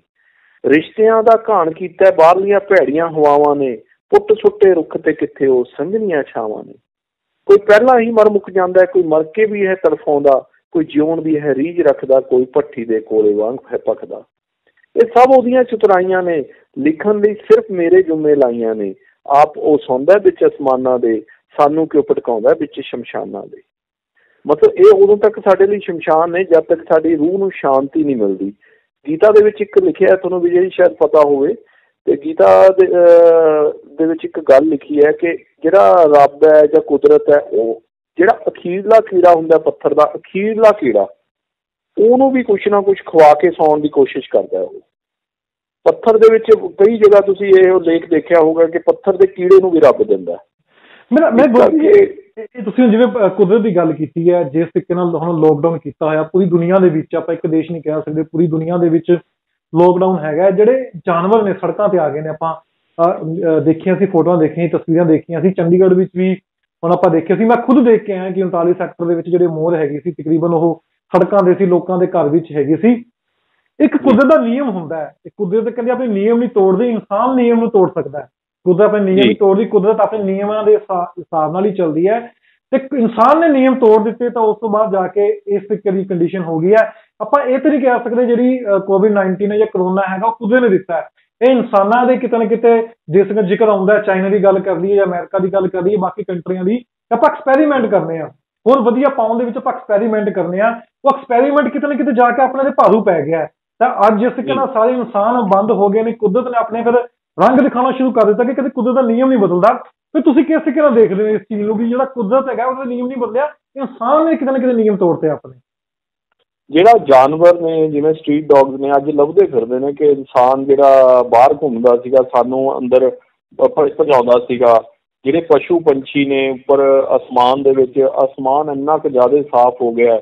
ਮੈਂ ਵਰਲਡ ਦੀ ਇੰਨੀਆਂ ਕੰਟਰੀਜ਼ ਘੁੰਮਿਆ। ਮੈਂ ਇਸ ਟਾਈਮ ਜਿਹੜਾ ਸ਼ਾਮ ਨੂੰ ਮਤਲਬ ਆਪਣਾ ਅਸਮਾਨ ਕਲਾਊਡਸ ਜਿਹੜੇ ਦਿਖਦੇ ਨੇ, ਜੋ ਹੁੰਦਾ ਤਾਰਿਆਂ ਨਾਲ ਤੁਸੀਂ ਗੱਲਾਂ ਕਰ ਸਕਦੇ ਹੋ ਅੱਜ ਦੇ ਟਾਈਮ ਦੇ ਵਿੱਚ, ਇੰਨੇ ਕਲੀਨ ਹੁੰਦੇ ਨੇ ਸ਼ਾਮ ਨੂੰ, ਹੈ ਨਾ। ਅਤੇ ਜਿਹੜਾ ਕੁਦਰਤ ਦੇ ਨਿਯਮ ਦੀ ਤੋੜਨ ਦੀ ਤੁਸੀਂ ਗੱਲ ਕੀਤੀ, ਜਿਹੜਾ ਰੱਬ ਦੇ ਲਈ ਇੱਕ ਗੱਲ ਦਾ ਧਿਆਨ ਰੱਖਣਾ ਵੀ ਜੀ, ਆਪਣੇ ਦਰਸ਼ਕਾਂ ਨੂੰ ਵੀ ਆਪਾਂ ਨੂੰ ਇਹ ਗੱਲ ਦੱਸਣੀ ਚਾਹੀਦੀ ਹੈ। ਜਿਹੜਾ ਰੱਬ ਦੇ ਲਈ ਮਤਲਬ ਜਿਹੜੀਆਂ ਵੀ ਜੂਨਾਂ ਨੇ, ਬੇਸ਼ੱਕ ਉਹ ਗੁਰੂ ਗ੍ਰੰਥ ਸਾਹਿਬ ਜੀ 'ਚ ਲਿਖਿਆ ਹੋਵੇ, ਬੇਸ਼ੱਕ ਉਹਨੂੰ ਗੀਤਾ ਜੀ 'ਚ ਲਿਖਿਆ ਹੋਵੇ, ਬੇਸ਼ੱਕ ਕਿਸੇ ਹੋਰ ਧਰਮ ਨੇ ਲਿਖਿਆ ਹੋਵੇ, ਜਿੰਨੀਆਂ ਵੀ ਜੂਨਾਂ ਰੱਬ ਲਈ ਕੋਈ ਸੁਪੀਰੀਅਰ ਤੇ ਇਨਫੀਰੀਅਰ ਨਹੀਂ ਹੈ। ਤੇ ਤੁਸੀਂ ਵੀ ਇਹੀ ਗੱਲ ਸੋਚਦੇ ਹੋਵੋਗੇ, ਤੁਹਾਨੂੰ ਅਗਰ ਕੁਦਰਤ ਦੀ ਗੱਲ ਕਰਦੇ ਹਾਂ, ਕੁਦਰਤ ਲਈ ਨਾ ਜਾਨਵਰ ਇਨਫੀਰੀਅਰ ਹੈ ਕਿ ਘਟੀਆ ਇਹ ਪ੍ਰਾਣੀ ਨੇ, ਨਾ ਇੱਕ ਇਨਸਾਨ ਉਹਨਾਂ ਦੀ ਘਟੀਆ ਵੀ ਇਨਸਾਨ ਸਭ ਤੋਂ ਘਟੀਆ। ਰੱਬ ਦੀ ਜਿਹੜੀ ਤੱਕੜੀ ਹੈ ਉਹ ਬਰਾਬਰ ਹੀ ਤੋਲਦੀ ਹੈ। ਉਸ ਦੇ ਵਿੱਚ ਜਿਹੜੀਆਂ 84 ਲੱਖ ਜੂਨਾਂ ਦੇ ਵਿੱਚ ਅਸੀਂ ਵੀ ਉਵੇਂ ਆ, ਠੀਕ ਹੈ, ਸੁਧਰੀ ਹੋਈ ਇੱਕ ਫਾਰਮ ਆ। ਅਸੀਂ ਇਨਸਾਨ ਹੌਲੀ ਹੌਲੀ ਬਣਦਾ ਆਇਆ, ਸਾਡੇ ਦਿਮਾਗ ਨੇ ਕੰਮ ਕਰਨਾ ਸ਼ੁਰੂ ਕਰਤਾ। ਲੇਕਿਨ ਇਨਸਾਨ ਦਾ ਜਿਹੜਾ ਦਿਮਾਗ ਹੈ ਨਾ, ਇੱਕ ਫਿਤੂਰ ਜਿਹੜਾ ਚੜਿਆ ਹੋਇਆ ਹੈ ਵੀ ਮੈਂ ਸਾਰਾ ਜਿਹੜਾ ਸਿਸਟਮ ਹੈ ਕੁਦਰਤ ਦਾ ਉਹਨੂੰ ਆਪਣੇ ਹੱਥ 'ਚ ਲੈ ਲੂੰਗਾ, ਉਹ ਨਾਮੁਮਕਿਨ ਹੈ। ਕੁਦਰਤ ਨੇ ਸਿਰਫ ਇਹੀ ਸੁਨੇਹਾ ਦਿੱਤਾ। ਮੈਂ ਬਹੁਤ ਸੋਹਣੀ ਗੱਲ, ਇੱਕ ਛੋਟੀ ਜਿਹੀ ਕਵਿਤਾ ਲਿਖੀ ਸੀਗੀ, ਬਹੁਤ ਹੀ ਸੋਹਣੀ, ਕਹਿੰਦਾ ਕੁਦਰਤ ਦਾ ਆਖਰੀ ਸੁਨੇਹਾ। ਕਿਉਂਕਿ ਤੁਹਾਡੀ ਗੱਲ ਜਿਹੜੀ ਤੁਸੀਂ ਕੁਐਸਚਨ ਪੁੱਛਿਆ ਉਹਦੇ ਨਾਲ ਹੀ ਜੁੜਦੀ ਹੈ, ਤੇ ਜੇ ਤੁਸੀਂ ਹੁਕਮ ਕਰੋ ਤਾਂ ਮੈਂ ਸੁਣਾ ਸਕਦਾ। ਜਰੂਰ ਦਰਸ਼ਕਾਂ ਨੂੰ ਸੁਣਾਓ। ਕੁਦਰਤ ਦਾ ਇਹ ਆਖਰੀ ਸੁਨੇਹਾ ਸਾਡੇ ਲਈ, ਤੇ ਜੇ ਅਸੀਂ ਸੰਭਲ ਗਏ ਤਾਂ ਚੰਗਾ, ਜੇ ਨਾ ਸੰਭਲੇ ਤਾਂ ਕੁਦਰਤ ਸਾਨੂੰ ਹੋਰ ਸੁਨੇਹੇ ਵੀ ਦਿੰਦੀ ਰਹੂਗੀ। ਇਸ ਚੀਜ਼ ਨੂੰ ਸਾਨੂੰ ਸਮਝ ਲੈਣਾ ਚਾਹੀਦਾ। ਕਹਿੰਦਾ ਆਖਰੀ ਸੁਨੇਹਾ ਦਿੰਦੀ ਕੁਦਰਤ ਇਨਸਾਨ ਨੂੰ, ਸੰਭਲ ਜਾ ਸੰਭਲ ਜਾ ਸੰਭਲ ਜਾ ਤੂੰ। ਆਖਰੀ ਸੁਨੇਹਾ ਦਿੰਦੀ ਕੁਦਰਤ ਇਨਸਾਨ ਨੂੰ, ਸੰਭਲ ਜਾ ਸੰਭਲ ਜਾ ਸੰਭਲ ਜਾ ਤੂੰ।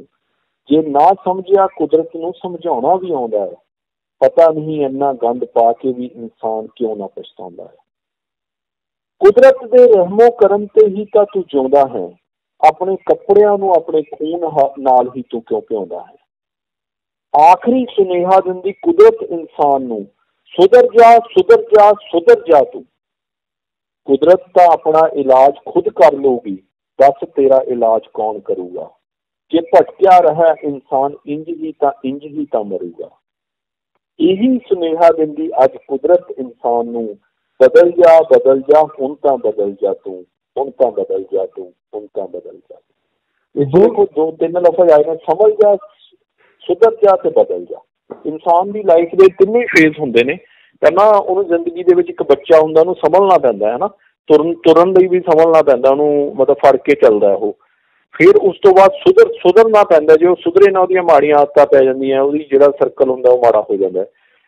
ਫਿਰ ਜੇ ਇਨਸਾਨ ਇਹ ਸਾਰਾ ਕੁਛ ਕਰਨ ਵੀ ਲੱਗ ਜੇ ਇੱਕ ਬੱਚਾ ਤੁਰਨਾ ਵੀ ਨਾ ਸਿੱਖੇ, ਚੱਜ ਨਾਲ ਬੋਲਣਾ ਨਾ ਸਿੱਖੇ, ਐਟੀਕੇਟਸ ਨਾ ਹੋਣ ਲਾਈਫ ਨੂੰ ਜਿਉਣ ਦੇ, ਜਾਂ ਨਸ਼ੇ ਕਰਨ ਲੱਗ ਜਾਏ, ਜਾਂ ਕੁਛ ਵੀ ਮਾੜੀਆਂ ਆਦਤਾਂ ਪੈ ਜਾਣ, ਤਾਂ ਉਹਨੂੰ ਲਾਸਟ ਸੁਨੇਹਾ ਇਹੀ ਹੈ ਲਾਈਫ ਦਾ ਕਿ ਉਹਨੂੰ ਬਦਲ ਜਾਣਾ ਚਾਹੀਦਾ, ਨਹੀਂ ਤਾਂ ਬਹੁਤ ਹੀ ਤੰਗ ਹੋਏਗਾ ਉਹ।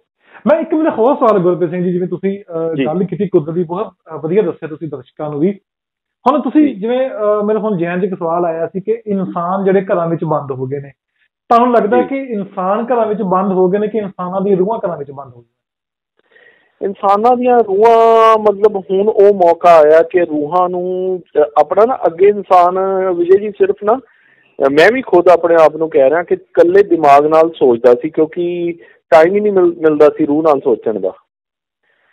ਰੂਹ ਨਾਲ ਸੋਚਣ ਦਾ ਕਿਸੇ ਨੂੰ ਟਾਈਮ ਹੀ ਨਹੀਂ ਮਿਲਦਾ ਸੀਗਾ। ਰੂਹਾਨੀ ਤੌਰ ਤੇ ਕੋਈ ਆਪਣੇ ਆਪ ਨੂੰ ਪੜ੍ਹਦਾ ਹੀ ਨਹੀਂ ਸੀਗਾ। ਸਭ ਤੋਂ ਪਹਿਲਾਂ ਤਾਂ ਆਪਣੇ ਆਪ ਨੂੰ ਹੀ ਪੜ੍ਹਨਾ ਪੈਣਾ ਹੈ, ਤੇ ਤਾਂ ਜਾ ਕੇ ਆਪਾਂ, ਮੈਂ ਓਸ਼ੋ ਨੂੰ ਕਾਫੀ ਫੋਲੋ ਕਰਦਾ, ਓਸ਼ੋ ਨੂੰ ਪੜ੍ਹਦਾ ਬਹੁਤ ਆ, ਸੁਣਦਾ ਬਹੁਤ ਆ, ਓਸ਼ੋ ਨੂੰ ਰੈਗੂਲਰ ਸੁਣਦਾ ਮੇਰਾ ਹੁਣ, ਮਤਲਬ ਕਾਫੀ ਲੰਬੇ ਸਮੇਂ ਤੋਂ। ਤੇ ਉਹਦੇ ਓਸ਼ੋ ਦੀਆਂ ਜਿਹੜੀਆਂ ਮਤਲਬ ਲੈਕਚਰਸ ਹੈ ਜਾਂ ਕੁਛ ਸਮਝਾਉਣਾ ਹੈ, ਉਹ ਕਹਿੰਦਾ ਕਿ ਆਪਣੇ ਆਪ ਨੂੰ ਪੜ੍ਹੋਗੇ ਤਾਂ ਜਾ ਕੇ ਸੰਸਾਰ ਦਾ ਭਲਾ ਹੋ ਸਕਦਾ ਹੈ। ਮੇਰੀ ਹੁਣ ਇੱਕ ਆਦਤਾਂ ਚੇਂਜ ਹੁੰਦੀਆਂ ਜਾਂਦੀਆਂ, ਹੈਬਿਟਸ। ਇਹ ਨਹੀਂ ਹੁੰਦਾ ਵਿਜੇ ਜੀ, ਮਤਲਬ ਆਦਤ ਕਈ ਇਨਸਾਨਾਂ ਦੀ ਮਰਦੇ ਦਮ ਤੱਕ, ਆਖਰੀ ਸਾਹ ਤੱਕ ਆਦਤ ਨਹੀਂ ਚੇਂਜ ਹੁੰਦੀ। ਕਈ ਇਨਸਾਨਾਂ ਦੀ ਆਦਤਾਂ ਚੇਂਜ ਆਪਣੇ ਆਪ ਆਪਣੇ ਫਾਇਦੇ ਲਈ ਕਰਨੇ ਸ਼ੁਰੂ ਕਰ ਦਿੰਦੇ ਨੇ। ਜਿਸ ਤਰ੍ਹਾਂ ਮੈਨੂੰ, ਮਤਲਬ ਇੱਕ ਮੇਰੀ ਰੂਹ ਨੇ ਜਦੋਂ ਸਮਝਾਉਣਾ ਸ਼ੁਰੂ ਕੀਤਾ, ਮੈਨੂੰ ਗੁੱਸਾ ਬਹੁਤ ਆਉਂਦਾ ਸੀ, ਮੇਰਾ ਬਹੁਤ ਫੈਲ ਗਿਆ ਸੀ ਬਿਜ਼ਨਸ ਮੀਡੀਆ ਲਾਈਨ 'ਚ, ਤੇ ਮੈਂ ਮਤਲਬ ਹਉਮੈ ਦੇ ਵਿੱਚ ਘੁੰਮਦਾ ਸੀਗਾ ਕਿ ਮੈਨੇ ਇੰਨਾ ਕੰਮ ਕਰਕੇ ਇੰਨਾ ਕੁਛ ਦਿਖਾਤਾ ਦੁਨੀਆ ਨੂੰ। ਤੇ ਲੇਕਿਨ ਜਦੋਂ ਮੈਨੂੰ ਸਮਝ ਆਈ ਤੇ ਵੀ ਇਹ ਤਾਂ 1 ਸੈਕਿੰਡ ਦੇ ਵਿੱਚ ਤੇਰਾ ਸਭ ਕੁਝ ਡੁੱਬ ਸਕਦਾ। ਅਸਲੀ ਜਿਹੜੀ ਕਮਾਈ ਹੈ ਤੇਰੀ ਰੂਹ ਨੂੰ ਸਮਝਾਉਣ ਦੀ ਕਿ ਇਹ ਗੁੱਸਾ, ਇਹ ਚੀਜ਼ਾਂ ਸਾਰੀਆਂ ਕੰਟਰੋਲ ਕਰਨਾ ਹੀ ਕਮਾਈ ਹੈ ਤੇਰੀ।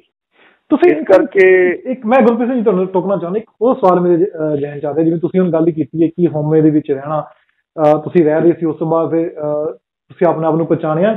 ਜਿਸ ਤਰੀਕੇ ਨਾਲ ਹੁਣ ਕੁਦਰਤ ਹੁਣ ਆਪਣੇ ਰੰਗ ਦਿਖਾ ਰਹੀ ਹੈ, ਅਸਮਾਨ ਸਾਫ਼ ਹੈ, ਇੱਥੋਂ ਤੱਕ ਇਹ ਵੀ ਕਿਹਾ ਜਾ ਰਿਹਾ ਕਿ ਦਿੱਲੀ ਦੇ ਵਿੱਚ ਤਾਂ ਲੋਕਾਂ ਨੇ ਤਾਰੇ ਹੀ ਕਈ ਸਦੀਆਂ ਬਾਅਦ ਦੇਖੇ ਨੇ, ਸਾਫ਼ ਤਾਰੇ, ਟਿਮਟਮਾਉਂਦੇ ਤਾਰੇ ਜਿਹੜੇ ਦੇਖੇ ਨਹੀਂ, ਤਾਂ ਵੀ ਪੋਲੂਸ਼ਨ ਉੱਥੇ ਹੁੰਦਾ ਸੀ। ਤਾਂ ਸਵਾਲ ਉੱਥੇ ਖੜਾ ਹੋ ਜਾਂਦਾ ਵੀ ਕੁਦਰਤ ਨਾਲ ਜਿਹੜੇ ਨਿਯਮ ਨੇ, ਮੈਂ ਪਹਿਲਾਂ ਜਿਵੇਂ ਨਿਯਮ ਦੀ ਗੱਲ ਕੀਤੀ ਕਿ ਕੁਦਰਤ ਆਪਣੇ ਨਿਯਮ ਨਹੀਂ ਤੋੜਦੀ, ਇਨਸਾਨ ਜਿਹੜਾ ਜੀ ਹੈਗਾ ਉਹ ਆਪਣੇ ਨਿਯਮ ਤੋੜ ਦਿੰਦਾ ਹੈ। ਫਿਰ ਇਨਸਾਨ ਵੀ ਆਪਣੇ ਹਉਮੈ ਦੇ ਵਿੱਚ ਕਿਤੇ ਨਾ ਕਿਤੇ, ਜੇ ਤੁਸੀਂ ਹਉਮੈ ਦੀ ਗੱਲ ਕੀਤੀ ਹੈ, ਇਨਸਾਨ ਵੀ ਆਪਣੇ ਹਉਮੈ ਦੇ ਵਿੱਚ ਆ ਕੇ ਕੁਦਰਤ ਨਾਲ ਖਿਲਵਾੜ ਕਰ ਰਿਹਾ ਹੈ। ਜਿਵੇਂ ਹੁਣ ਜਿਸ ਤਰੀਕੇ ਨਾਲ ਦੁਨੀਆ ਪੂਰੀ ਘਰ ਵਿੱਚ ਬੈਠੀ ਹੈ, ਆਉਣੇ ਸਮੇਂ ਦੇ ਵਿੱਚ ਵੀ ਜੇ ਕੁਦਰਤ ਨਾਲ ਖਿਲਵਾੜ ਕਰੇਗਾ ਇਸੇ ਤਰੀਕੇ ਨਾਲ ਇਨਸਾਨ ਦਾ ਹੋਊਗਾ। ਵੀ ਜਿਸ ਤਰੀਕੇ ਨਾਲ, ਠੀਕ ਹੈ, ਆਪਾਂ ਇਹ ਤਾਂ ਨਹੀਂ ਕਹਿ ਸਕਦੇ ਕਿ ਜਿਹੜਾ ਵਾਇਰਸ ਹੈ ਉਹ ਕੁਦਰਤ ਨੇ ਬਣਾਇਆ, ਇਨਸਾਨਾਂ ਵਿੱਚੋਂ ਹੀ ਕਿਤੇ ਨਾ ਕਿਤੇ ਆਇਆ। ਆਪਾਂ ਉੱਥੇ ਚਮਗਾਦੜ ਦੀ ਗੱਲ ਕਰਨੀ ਕਿ ਚਮਗਾਦੜ ਤੋਂ ਨਿਕਲਿਆ, ਸਟੱਡੀ ਵੀ ਹੋ ਰਹੀ ਹੈ, ਪਰ ਇਨਸਾਨਾਂ ਵਿੱਚ ਹੀ ਆਇਆ। ਉਸ ਤੋਂ ਬਾਅਦ ਇਨਸਾਨਾਂ ਤੋਂ ਬਾਅਦ ਆਪਾਂ ਛੂਤ ਦੀ ਬਿਮਾਰੀ ਪੈਦਾ ਹੋ ਗਈ ਹੈ। ਉਸ ਤੋਂ ਬਾਅਦ ਫਿਰ ਤਾਂ ਜੀ ਲੱਗਦਾ ਕਿਤੇ ਨਾ ਕਿਤੇ ਹਉਮੈ ਦੇ ਕਾਰਨ ਜਿਸ ਤਰੀਕੇ ਨਾਲ ਐਕਸਪੈਰੀਮੈਂਟ ਕਰ ਰਿਹਾ ਇਨਸਾਨ, ਉਹ ਕੁਦਰਤ ਨੂੰ ਜਵਾਬ ਦਿੰਦੀ ਰਹੇਗੀ ਮੂੰਹ ਤੋੜ ਕੇ ਆਉਣ ਵਾਲੇ ਸਮੇਂ ਦੇ ਵਿੱਚ ਵੀ। ਬਹੁਤ ਹੀ ਪਿਆਰਾ ਕੁਐਸਚਨ ਹੈ, ਤੇ ਰੱਬ ਦੀ ਮਿਹਰ ਇੰਨੀ ਹੈ ਕਿ ਤੁਸੀਂ ਹੁਣ ਤੁਹਾਨੂੰ ਵੀ ਇਹ ਫੀਲ ਹੋਏਗਾ, ਅੱਜ ਤੋਂ ਸ਼ਾਇਦ ਫੀਲ ਹੋਣ ਲੱਗ ਜਾਏ ਕਿ ਕੁਦਰਤ ਤੁਹਾਡੇ ਨਾਲ ਹੈ। ਤੇ ਜਿਸ ਤਰ੍ਹਾਂ ਦੇਖੋ, ਇਸੀ ਤੇ ਮੇਰਾ ਇੱਕ ਬਹੁਤ ਸੋਹਣੀ ਰਾਈਟਿੰਗ 3-4 ਦਿਨ ਪਹਿਲਾਂ ਹੀ ਲਿਖੀ ਗਈ। ਦੇਖੋ ਅੱਜ ਮੈਨੂੰ ਨਹੀਂ ਪਤਾ ਸੀ ਕਿ ਮੈਂ ਇੰਟਰਵਿਊ ਕਰਨੀ ਹੈ, ਤੇ ਮੇਰੇ ਚੰਗੇ ਭਾਗ ਨੇ ਕਿ ਮੈਂ ਤੁਹਾਡੇ ਨਾਲ ਗੱਲਬਾਤ ਕਰ ਰਿਹਾ। ਸੂਈ ਤੇ ਧਾਗਾ, ਮੈਨੇ ਇੱਕ ਇੰਟਰਵਿਊ ਲਿਖੀ ਸੀ, ਐਨ ਅਨਟੋਲਡ ਸਟੋਰੀ ਵਿਚ ਨੈਵਰ ਐਂਡਸ। ਸੂਈ ਤੁਸੀਂ ਸਮਝ ਲਓ ਕੁਦਰਤ ਨੂੰ, ਤੇ ਧਾਗਾ ਸਮਝ ਲਓ ਇਨਸਾਨ ਨੂੰ। ਬਹੁਤ ਹੀ ਸੋਹਣਾ ਲਿਖਿਆ ਗਿਆ, ਮੈਂ ਖੁਦ ਆਪਣੀ ਤਾਰੀਫ ਕਰ ਰਿਹਾ, ਮੇਰੇ ਦਰਸ਼ਕ ਮੈਨੂੰ ਮਾਫ ਕਰਨ। ਸੂਈ ਆਖਣ ਲੱਗੀ ਧਾਗੇ ਨੂੰ, ਦੱਸ ਕੀ ਵਜੂਦ ਹੈ ਤੇਰਾ ਮੇਰੇ ਬਿਨ ਜੀਓ। ਸੂਈ ਆਖਣ ਲੱਗੀ ਧਾਗੇ ਨੂੰ, ਦੱਸ ਕੀ ਵਜੂਦ ਹੈ ਤੇਰਾ ਮੇਰੇ ਬਿਨ ਜੀਓ। ਧਾਗੇ ਪੁੱਛਿਆ ਸੀ ਫਿਰ ਸੂਈ ਨੂੰ, ਜੀ ਦੱਸ ਕਿੰਨੀ ਮੈਂ ਮੌਜੂਦ ਹੈ ਤੇਰੇ ਵਿੱਚ ਜੀਓ। ਹੁਣ ਤਾਂ ਵਾਹ ਵਾਹ ਕਹਿਣਾ ਬਣਦਾ ਤੁਹਾਡਾ। ਹਾਂਜੀ ਹਾਂਜੀ, ਹਉਮੈ ਤੇ ਗੱਲ ਹੈ, ਮੈਂ ਹਉਮੈ ਤੇ ਗੱਲ ਹੈ। ਧਾਗੇ ਪੁੱਛਿਆ ਸੀ ਫਿਰ ਸੂਈ ਨੂੰ, ਜੀ ਦੱਸ ਕਿੰਨੀ ਮੈਂ ਮੌਜੂਦ ਹੈ ਤੇਰੇ ਵਿੱਚ ਜੀਓ। ਫਿਰ ਸੂਈ ਧਾਗੇ ਨੂੰ ਆਖਿਆ ਸੀ, ਜੇ ਤੂੰ ਮੈਂ ਦੀ ਗੱਲ ਕਰਦਾ ਬਿਨਾਂ ਮੇਰੇ ਕੁਝ ਸਿਉਂ ਕੇ ਦਿਖਾਤਾ ਸੀ ਹੀ ਜੀਓ। ਤਾਂ ਫਿਰ ਧਾਗੇ ਦੀ ਮੈਂ ਨੂੰ ਵੀ ਤਾਂ ਲੱਗੀ ਸੱਟ ਸੀ ਜੀਓ। ਫਿਰ ਧਾਗਾ ਆਖਣ ਲੱਗਿਆ ਸੂਈ ਨੂੰ, ਤੂੰ ਵੀ ਮੇਰੇ ਬਿਨਾਂ ਕੋਈ ਇੱਕ ਟਾਂਕਾ ਵੀ ਲਗਾ ਕੇ ਤਾਂ ਦਿਖਾ ਸਹੀ ਜੀਓ। ਫਿਰ ਸੂਈ ਨੂੰ ਧਾਗੇ ਦੀ ਤੇ ਧਾਗੇ ਨੂੰ ਸੂਈ ਦੀ ਸਮਝ ਆ ਗਈ ਸੀ। ਨਾ ਸੂਈ ਦਾ ਸਰਨਾ ਧਾਗੇ ਬਿਨਾਂ, ਤੇ ਨਾ ਧਾਗੇ ਨੇ ਕੀ ਕਰਨਾ ਬਿਨਾਂ ਸੂਈ ਬਿਨਾਂ।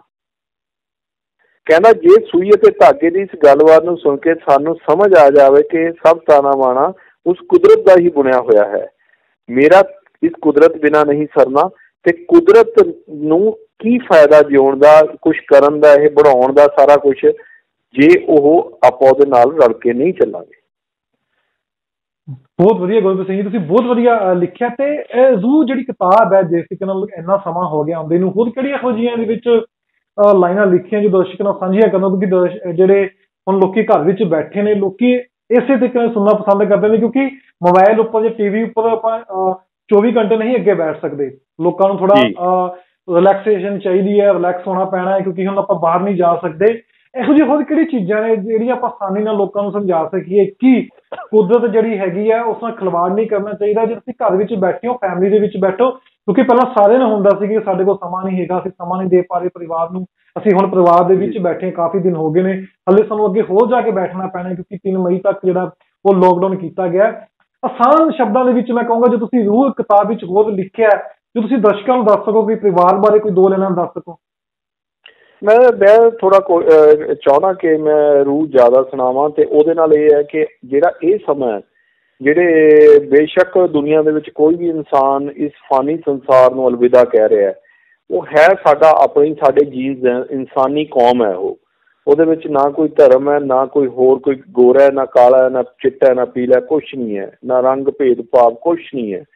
ਇਸ ਕਰਕੇ ਜਿਹੜਾ ਅੱਜ ਦਾ ਟਾਈਮ ਹੈ, ਸਿਰਫ ਇਨਸਾਨ ਨੂੰ ਇਹ ਸਮਝ ਲੈਣਾ ਚਾਹੀਦਾ ਹੈ ਕਿ ਉਸਨੇ ਮਰਨਾ, ਬਸ ਗੱਲ ਖਤਮ। ਇਹ ਜਿਹੜੇ ਸਾਰਾ ਕੁਛ ਹੈ ਕੁਦਰਤ ਨੇ ਵੀ ਸਮਝ ਜਾਣਾ ਹੈ, ਕੁਦਰਤ ਨੇ ਸਾਨੂੰ ਆਸ਼ੀਰਵਾਦ ਵੀ ਦੇ ਦੇਣਾ ਹੈ। ਇਨਸਾਨ ਨੂੰ ਤਾਂ ਹੀ ਇੱਕ ਰਸਤਾ ਮਿਲ ਸਕਦਾ ਹੈ, ਤੇ ਇਨਸਾਨ ਨੂੰ ਮੰਜ਼ਿਲ ਵੀ ਤਾਂ ਹੀ ਮਿਲ ਸਕਦੀ ਹੈ। ਇਹ ਜਿਹੜੀ ਰੂਹ ਦੀ ਮੈਂ ਥੋੜ੍ਹੀਆਂ ਜਿਹੀਆਂ ਗੱਲਾਂ ਜ਼ਿਆਦਾ ਸੁਣਾਉਣੀਆਂ ਚਾਹੂੰਗਾ 2 ਪਾਰਟਸ ਦੇ ਵਿੱਚ। ਕਿ ਕਹਿੰਦਾ ਸ਼ੁਰੂ ਜਿੱਥੋਂ ਰੂਹ ਦੀ ਕਹਾਣੀ ਹੁੰਦੀ ਹੈ, ਜਿਹਨੇ ਰੂਹ ਪੜ੍ਹ ਲਈ, ਜਿਹਨੇ ਰੂਹ ਸੁਣ ਲਈ ਮੇਰੀ ਕਿਤਾਬ, ਕਿਉਂਕਿ ਇਸ ਤੋਂ ਬਾਅਦ ਮੇਰੀ ਰੱਬ ਬੁੱਕ ਵੀ ਆਈ, ਉਹ ਵੀ 4 ਲੈਂਗੁਏਜ 'ਚ ਆਈ। ਮੈਂ ਹਜੇ ਮਤਲਬ ਇੱਕ ਜਿਹੜਾ ਫਸਟ ਜਿਹੜਾ ਸਟੈਪ ਸੀਗਾ, ਰੂਹ ਮਤਲਬ ਇੱਕ ਰੱਬ ਦੇ ਕੁਦਰਤ ਦੇ ਅੰਡਰ ਹੀ ਹੈ, ਸਮਝੇ। ਤੇ ਮੈਂ ਪਹਿਲੀ ਚੀਜ਼ ਨੂੰ ਅਜੇ ਪ੍ਰਮੋਟ ਕਰ ਰਿਹਾ, ਉਹਦਾ ਜਦੋਂ ਟਾਈਮ ਆਊਗਾ ਉਹ ਆਪੀ ਕੁਦਰਤ ਫੇਰ ਕਰਵਾਊਗੀ, ਕਿ ਕੁਦਰਤ ਬਾਰੇ ਹੀ ਦੱਸ ਰਿਹਾ ਤਾਂ ਫਿਰ ਉਹ ਉਹਨੂੰ ਹੋਰ ਜ਼ਿਆਦਾ ਦੂਰ ਤੱਕ ਪਹੁੰਚਾਊਗੀ ਗੱਲ ਨੂੰ। ਕਹਿੰਦਾ ਕੀ ਹੈ ਜ਼ਿੰਦਗੀ ਤੇ ਕੀ ਹੈ ਸਫ਼ਰ, ਨਾ ਤੂੰ ਜਾਣੇ ਨਾ ਮੈਂ ਜਾਣਾ, ਗੱਲਾਂ ਤੂੰ ਵੀ ਬਹੁਤ ਕਰਦਾ ਹੈ, ਗੱਲਾਂ ਮੈਂ ਵੀ ਬਹੁਤ ਕਰਦਾ, ਪਲ ਪਲ ਤੂੰ ਵੀ ਰੋਜ਼ ਮਰਦਾ ਹੈ, ਪਲ ਪਲ ਮੈਂ ਵੀ ਰੋਜ਼ ਮਰਦਾ। ਜੇ ਗੱਲ ਕਰਨੀ ਹੈ ਜ਼ਿੰਦਗੀ ਦੀ ਤਾਂ ਗੱਲ ਕਰਨੀ ਪਊ ਮੌਤ ਦੀ ਵੀ। ਜੇ ਗੱਲ ਕਰਨੀ ਹੈ ਜ਼ਿੰਦਗੀ ਦੀ ਤਾਂ ਗੱਲ ਕਰਨੀ ਪਊ ਮੌਤ ਦੀ ਵੀ। ਕਹਿੰਦੇ ਭਾਗਾਂ ਨਾਲ ਮਿਲਦੀ ਹੈ ਜ਼ਿੰਦਗੀ ਬੜਭਾਗੀ, ਕਦੇ ਅਸਮਾਨੀ ਚੜਾ ਕੇ ਸੁੱਟਦੀ ਹੈ ਇਹ ਜ਼ਿੰਦਗੀ ਭਾਗੀ। ਚਰਖੇ ਦੀ ਪੂਣੀ ਵਾਂਗ ਹੈ ਜ਼ਿੰਦਗੀ, ਤੈਨੂੰ ਕੱਤਣੀ ਹੀ ਪੈਣੀ। ਰੌਸ਼ਨ ਹੈ ਜੋ ਜ਼ਿੰਦਗੀ ਅੱਜ ਤੇਰੀ, ਕੱਲ ਇਹ ਵੀ ਨਹੀਂ ਰਹਿਣੀ। ਪ੍ਰੀਤ ਤੂੰ ਗੱਲਾਂ ਕਰਦਾ ਹੈ ਹਨੇਰੇ ਦੀਆਂ ਬਹੁਤ, ਕਦੇ ਰੌਸ਼ਨੀ ਦੀ ਵੀ ਗੱਲ ਕਰ ਲਿਆ ਕਰ। ਪ੍ਰੀਤ ਤੂੰ ਡਰਦਾ ਇਸ ਦੁਨੀਆ ਤੋਂ ਬਹੁਤ, ਕਦੇ ਉਸ ਕੁਦਰਤ ਤੋਂ ਵੀ ਡਰ ਲਿਆ ਕਰ। ਕੁਦਰਤ ਨਾਲ ਗੱਲਾਂ ਕਰਦੇ ਹਾਂ, ਇਹ ਕੁਦਰਤ ਆ ਰਲ ਮਿਲ ਕੇ ਗੱਲਾਂ ਕਰਦੇ ਹਾਂ, ਜੇ ਮਿਲਿਆ ਹੈ ਕੁਝ ਵਕਤ ਤਾਂ ਜਸ਼ਨ ਮਨਾਉਂਦੇ ਹਾਂ। ਕੁਦਰਤ ਕਹਿੰਦੀ ਕਿਸ ਰਾਹ ਤੇ ਚੱਲਿਆ ਸੀ, ਮੋੜ ਕਿੱਧਰ ਨੂੰ ਲੈ ਗਿਆ। ਤੂੰ ਪੁੱਛਦਾ ਸੀ ਮੈਥੋਂ ਅੱਜ ਮੈਨੂੰ ਹੀ ਕੁਝ ਕਹਿ ਗਿਆ। ਮੈਂ ਤੈਨੂੰ ਕੀ ਕਹਾਂਗਾ, ਮੈਂ ਤਾਂ ਖੁਦ ਆਪਣਾ ਗੁਨਾਹਗਾਰ ਹਾਂ। ਦੋਸ਼ ਕੀ ਦੇਵਾਂ ਕਿਸਮਤ ਨੂੰ, ਮੈਂ ਤਾਂ ਖੁਦ ਬਣਿਆ ਲਾਚਾਰ ਹਾਂ। ਇਹਦਾ ਮਤਲਬ ਤੁਸੀਂ ਸਮਝ ਗਏ, ਕੁਦਰਤ ਕਹਿ ਰਹੀ ਹੈ, ਕੁਦਰਤ ਨੂੰ ਕੁਝ ਸਮਝਿਆ ਹੀ ਨਹੀਂ ਸੀ ਅਸੀਂ। ਕੁਦਰਤ ਨੂੰ ਆਪਾਂ ਜਿਵੇਂ ਤੁਸੀਂ ਉਹਨੇ ਲਾਈਨਾਂ ਸੁਣਾਈਆਂ ਨੇ, ਬਹੁਤ ਸੋਹਣੀਆਂ ਲਾਈਨਾਂ ਸੀ। ਕੁਦਰਤ ਦੀ ਆਪਾਂ ਜਦੋਂ ਗੱਲ ਕਰਨੇ, ਇੱਕ ਜਹਿਨ ਵਿੱਚ ਉਹ ਚੀਜ਼ ਆਉਂਦੀ ਹੈ ਕਿ ਆਪਾਂ ਪੋਲੂਸ਼ਨ ਦੀ ਗੱਲ ਕਰਨੇ ਆ ਕਿ ਗਲੋਬਲ ਵਾਰਮਿੰਗ ਵੱਧ ਗਈ ਹੈ, ਗਰਮੀ ਜ਼ਿਆਦਾ ਹੋਣ ਲੱਗ ਪਈ ਹੈ। ਇੱਕ ਹੋਰ ਇੱਥੇ ਸਵਾਲ ਨਿਕਲ ਕੇ ਆਉਂਦਾ ਕਿ ਮੈਂ ਇੱਥੇ ਚੰਡੀਗੜ੍ਹ ਦੇ ਵਿੱਚ ਵੀ ਕਈ ਬਜ਼ੁਰਗਾਂ ਨਾਲ ਵੀ ਗੱਲਬਾਤ ਕੀਤੀ, ਸਾਨੂੰ ਮੌਕਾ ਮਿਲਦਾ ਹੈ। ਪ੍ਰੈਸ ਵੱਲੋਂ ਚਲੋ ਪ੍ਰਸ਼ਾਸਨ ਨੇ ਆਜ਼ਾਦੀ ਦਿੱਤੀ ਹੋਈ ਹੈ ਕਿ ਬਾਹਰ ਜਾ ਕੇ ਕਵਰ ਕਰ ਸਕਦੇ ਨੇ, ਤੇ ਲੋਕ ਵੀ ਆਪਣੇ ਮਨਾਂ ਦੀ ਗੱਲਾਂ ਹੁਣ ਕਹਿਣ ਲੱਗ ਪਏ ਨੇ। ਮੈਂ ਇੱਥੇ ਬਜ਼ੁਰਗਾਂ ਕੋਲ ਵੀ ਉਹਨਾਂ ਨਾਲ ਵੀ ਗੱਲਬਾਤ ਕੀਤੀ, ਤਾਂ ਉਹਨਾਂ ਨੇ ਇੱਕ ਗੱਲ ਸੁਣਾਈ ਕਿ ਅਸੀਂ ਕਹਿੰਦੇ ਵੀ ਜਦੋਂ ਚੰਡੀਗੜ੍ਹ ਦੇ ਵਿੱਚ ਆਏ ਸੀ ਤਾਂ ਉਸ ਸਮੇਂ ਇੱਥੇ ਦਾ ਮੌਸਮ ਸੀ ਨਾ ਬਿਲਕੁਲ ਸੁਹਾਵਣਾ ਹੁੰਦਾ ਸੀ, ਠੰਡਾ ਹੁੰਦਾ ਸੀ ਮੌਸਮ। ਜਿਸ ਤਰੀਕੇ ਨਾਲ ਪੋਲੂਸ਼ਨ ਵੱਧਦਾ ਗਿਆ, ਆਬਾਦੀ ਵੱਧਦੀ ਗਈ, ਤਾਂ ਮੌਸਮ ਦੇ ਵਿੱਚ ਗਰਮਾਹਟ ਆਉਣੀ ਸ਼ੁਰੂ ਹੋ ਗਈ। ਤਾਂ ਉਹਨਾਂ ਨੇ ਵੀ ਇਹ ਗੱਲ ਮਹਿਸੂਸ ਕੀਤੀ ਕਿ ਸ਼ਾਇਦ ਉਹ ਪਹਿਲਾਂ ਪੁਰਾਣਾ ਵਾਲਾ ਸਮਾਂ ਆ ਜਾਂਦਾ ਕਿ ਮੋਟਰ ਵਹੀਕਲ ਨਾ ਹੁੰਦੇ ਇੰਨੇ, ਇਹ ਸਾਈਕਲ ਤੇ ਜਾਂਦੇ ਜਾਂ ਪੈਦਲ ਜਾਂਦੇ। ਤਾਂ ਅੱਜ ਅਸੀਂ ਜਿਸ ਸਿਚੁਏਸ਼ਨ 'ਚ ਪਹੁੰਚੇ ਹਾਂ ਕਿ ਹੋੜ ਲੱਗੀ ਹੋਈ ਹੈ ਇੱਕ ਦੂਜੇ ਤੋਂ ਨਿਕਲਣ ਵਾਸਤੇ, ਕੰਪੀਟੀਸ਼ਨ ਜ਼ਿਆਦਾ ਨੇ, ਵਹੀਕਲ ਜ਼ਿਆਦਾ ਹੋ ਗਏ ਨੇ ਸਾਡੇ ਕੋਲ, ਅਸੀਂ ਗੱਡੀਆਂ ਚਲਾਉਣੀ ਸ਼ੁਰੂ ਕਰ ਦਿੱਤੀਆਂ, ਪੋਲੂਸ਼ਨ ਵੱਧ ਗਿਆ। ਉਹ ਪੁਰਾਣੇ ਦਿਨਾਂ ਨੂੰ ਵੀ ਯਾਦ ਕਰ ਰਹੇ ਸੀ ਕਿ ਪੁਰਾਣੇ ਦਿਨ ਵਾਪਸ ਆ ਜਾਣ, ਬਹੁਤ ਵਧੀਆ ਸੀ ਕਿ ਬੈਠਦੇ ਸੀ ਇੱਕ ਦੂਜੇ ਨਾਲ। ਪਰ ਹੁਣ ਤਾਂ ਕਿਸੇ ਕੋਲ ਸਮਾਂ ਨਹੀਂ ਹੈਗਾ। ਹੁਣ ਕਿੱਥੇ ਜਾ ਕੇ ਅਸੀਂ ਆਪਣੀਆਂ ਗੱਲਾਂ ਕਰੀਏ, ਕਿਉਂਕਿ ਮੋਬਾਈਲ ਨੇ ਇੰਨਾ ਬਿਜ਼ੀ ਕਰ ਦਿੱਤਾ ਹੈ। ਆਪਾਂ ਇਹ ਕਹਿ ਸਕਦੇ ਕਿ ਅੱਧਾ ਸਮਾਂ ਮੋਬਾਈਲ ਖਾ ਗਿਆ, ਉਸ ਤੋਂ ਬਾਅਦ ਇੰਟਰਨੈਟ ਦੀ ਗੱਲ ਕਰ ਲਈਏ, ਚਾਹੇ ਟੀਵੀ ਦੀ ਗੱਲ ਕਰ ਲਈਏ। ਕਿਤੇ ਨਾ ਕਿਤੇ ਜਾ ਕੇ ਤੁਹਾਨੂੰ ਲੱਗਦਾ ਕਿ ਇਨਸਾਨ, ਜਿਹੜੇ ਪੁਰਾਣੇ ਲੋਕ ਨੇ, ਇਨਸਾਨ ਤੇ ਕੁਦਰਤ ਨੂੰ ਅੱਜ ਵੀ ਜਦੋਂ ਗੱਲ ਕਰਦੇ ਨੇ ਉਹਦਾ ਮਨ ਭਰ ਆਉਂਦਾ ਜਾ ਕੇ। ਜਿਹੜੀ ਨਵੀਂ ਪੀੜ੍ਹੀ ਹੈਗੀ ਆ ਉਹ ਪੂਰੀ ਤਰ੍ਹਾਂ ਜਿਹੜੀ ਹੈਗੀ ਆ ਬਿਜ਼ੀ ਹੈਗੀ ਆ ਮੋਬਾਈਲ ਦੇ ਵਿੱਚ। ਫਿਰ ਤੁਹਾਨੂੰ ਲੱਗਦਾ ਕੁਦਰਤ ਇਨਸਾਨ ਦਾ ਰਿਸ਼ਤਾ ਤਾਂ ਟੁੱਟ ਰਿਹਾ, ਪਰ ਜਿਸ ਤਰੀਕੇ ਨਾਲ ਅਸੀਂ ਖਿਲਵਾੜ ਵੀ ਕਰ ਰਹੇ ਹਾਂ, ਸਾਨੂੰ ਕਿਤੇ ਨਾ ਕਿਤੇ ਭੁਗਤਣਾ ਵੀ ਪੈਣਾ, ਤੇ ਭੁਗਤ ਵੀ ਰਹੇ ਹਾਂ ਅਸੀਂ। ਇਹ ਮਤਲਬ ਬਹੁਤ ਵਧੀਆ ਗੱਲ ਹੈ। ਜਿਹੜੇ ਬਜ਼ੁਰਗ ਤੁਹਾਨੂੰ ਮਿਲੇ ਉਹਨਾਂ ਨੇ ਗੱਲ ਕੀਤੀ। ਮੇਰੇ ਮਦਰ ਵੀ ਪੇਰੈਂਟਸ ਆਏ ਹੋਏ ਸੀ ਕੈਨੇਡਾ ਤੋਂ, ਅਸੀਂ ਵੀ ਇਹੀ ਗੱਲਾਂ ਕਰਦੇ ਰਹਿੰਦੇ ਹਾਂ, ਹੈ ਨਾ। ਅਤੇ ਅੱਗੇ ਮੇਰੇ ਨਾਨਾ ਜੀ ਜਾਂ ਮੇਰੇ ਮਦਰ ਨੂੰ ਸੁਣਾਉਂਦੇ ਸੀ, ਜਾਂ ਅੱਗੇ ਪੜਦਾਦਾ ਦਾਦਾ, ਹੈ ਨਾ, ਕੋਈ ਗੱਲ ਸੁਣਾਉਂਦਾ। ਮੇਰੇ ਦਾਦਾ ਜੀ ਹੈ, ਬੜੇ ਨਾਮਵਰ ਹਸਤੀ ਹੈ, ਸਰਦਾਰ ਸੁਖਦੇਵ ਸਿੰਘ ਸੇਖੋਂ, ਹੈ ਨਾ। ਅਤੇ ਉਹ ਵੀ ਅੱਜ ਵੀ ਗੱਲ ਸੁਣਾਉਂਦੇ ਨੇ ਜਦੋਂ ਪੁਰਾਣੀਆਂ, ਅਤੇ ਕਈ ਗੱਲਾਂ ਮਤਲਬ ਬਹੁਤ ਹੀ ਅਜੀਬ ਲੱਗਦੀਆਂ ਵੀ ਇੰਝ ਹੁੰਦਾ ਸੀਗਾ। ਅਤੇ ਜਿਸ ਤਰ੍ਹਾਂ ਮਤਲਬ ਆਪਾਂ ਕਹਿ ਰਹੇ ਹਾਂ ਤਰੱਕੀ ਵੱਧਦੀ ਜਾ ਰਹੀ ਹੈ, ਜਿਹੜਾ ਇਨਸਾਨ ਦੀ ਉਮਰ ਵੀ ਘੱਟਦੀ ਜਾ ਰਹੀ ਹੈ, ਇਨਸਾਨ ਦੀ ਸੋਚ ਵੀ ਘੱਟਦੀ ਜਾ ਰਹੀ ਹੈ।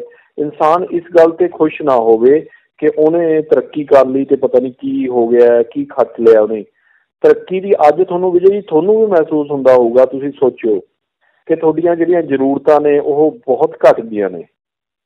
ਜਿਹੜਾ ਤੁਹਾਡਾ ਫਾਲਤੂ ਖਰਚਾ ਸੀਗਾ ਉਹ ਆਪਣੇ ਆਪ ਹੀ ਕੁਦਰਤ ਨੇ ਕੰਟਰੋਲ ਕਰਵਾਤਾ। ਅਤੇ ਜਿਸ ਤਰ੍ਹਾਂ ਦੀਆਂ ਕਈ ਚੀਜ਼ਾਂ ਹੈਗੀਆਂ ਜਿਹੜੀਆਂ ਆਪਾਂ ਲਾਈਫ ਦੇ ਵਿੱਚ ਜ਼ਰੂਰੀ ਵੀ ਨਹੀਂ ਹੁੰਦੀਆਂ, ਉਹ ਕੰਮ ਕਰੀ ਜਾ ਰਹੇ ਸੀਗੇ, ਹੈ ਨਾ। ਅਤੇ ਇੱਕ ਚੀਜ਼ ਬੜੀ ਮੇਰੇ ਜ਼ਿਹਨ ਦੇ ਵਿੱਚ ਆ ਰਹੀ ਹੈ ਕਿ ਆਪਾਂ ਸਭ ਨੂੰ ਇੱਕ ਗੱਲ ਦੱਸੀਏ ਕਿ ਜਿਹੜੇ ਇਹ ਪੱਥਰ ਦੇ ਇੱਟਾਂ ਦੇ ਮਕਾਨ ਨੇ, ਇਹ ਵੱਡੀਆਂ ਵੱਡੀਆਂ ਬਿਲਡਿੰਗਾਂ ਨੇ, ਇਹ ਮਤਲਬ ਵੱਡੇ ਵੱਡੇ ਮਹਿਲ ਉਸਾਰ ਰਹੇ ਹਾਂ ਅਸੀਂ, ਇਹਨਾਂ ਨੂੰ ਜਦੋਂ ਅਸੀਂ ਕੰਪੇਅਰ ਕਰਾਂਗੇ ਕੁਦਰਤ ਦੇ ਇੱਕ ਸਿਰਫ ਬੂਟੇ ਨਾਲ ਵੀ ਅਸੀਂ ਜੇ ਗੱਲਾਂ ਕਰ ਰਹੇ ਹਾਂ, ਤਾਂ ਉਹ ਸਾਡੀ ਜਿਹੜੀ ਸ਼ਾਂਤੀ ਹੋਊਗੀ, ਉਹਦਾ ਜਿਹੜਾ ਲੈਵਲ ਹੋਊਗਾ ਉਹ ਬਹੁਤ ਹੀ ਜ਼ਿਆਦਾ ਉੱਚਾ ਹੋਊਗਾ। ਕਦੇ ਵੀ ਕੋਠੀਆਂ ਹੋਰ ਚੀਜ਼ਾਂ ਦਾ ਜਿਹੜਾ ਲੈਵਲ ਹੋਊਗਾ ਉਹਦੀ ਬਰਾਬਰੀ ਕਰ ਹੀ ਨਹੀਂ ਪਾਊਗਾ।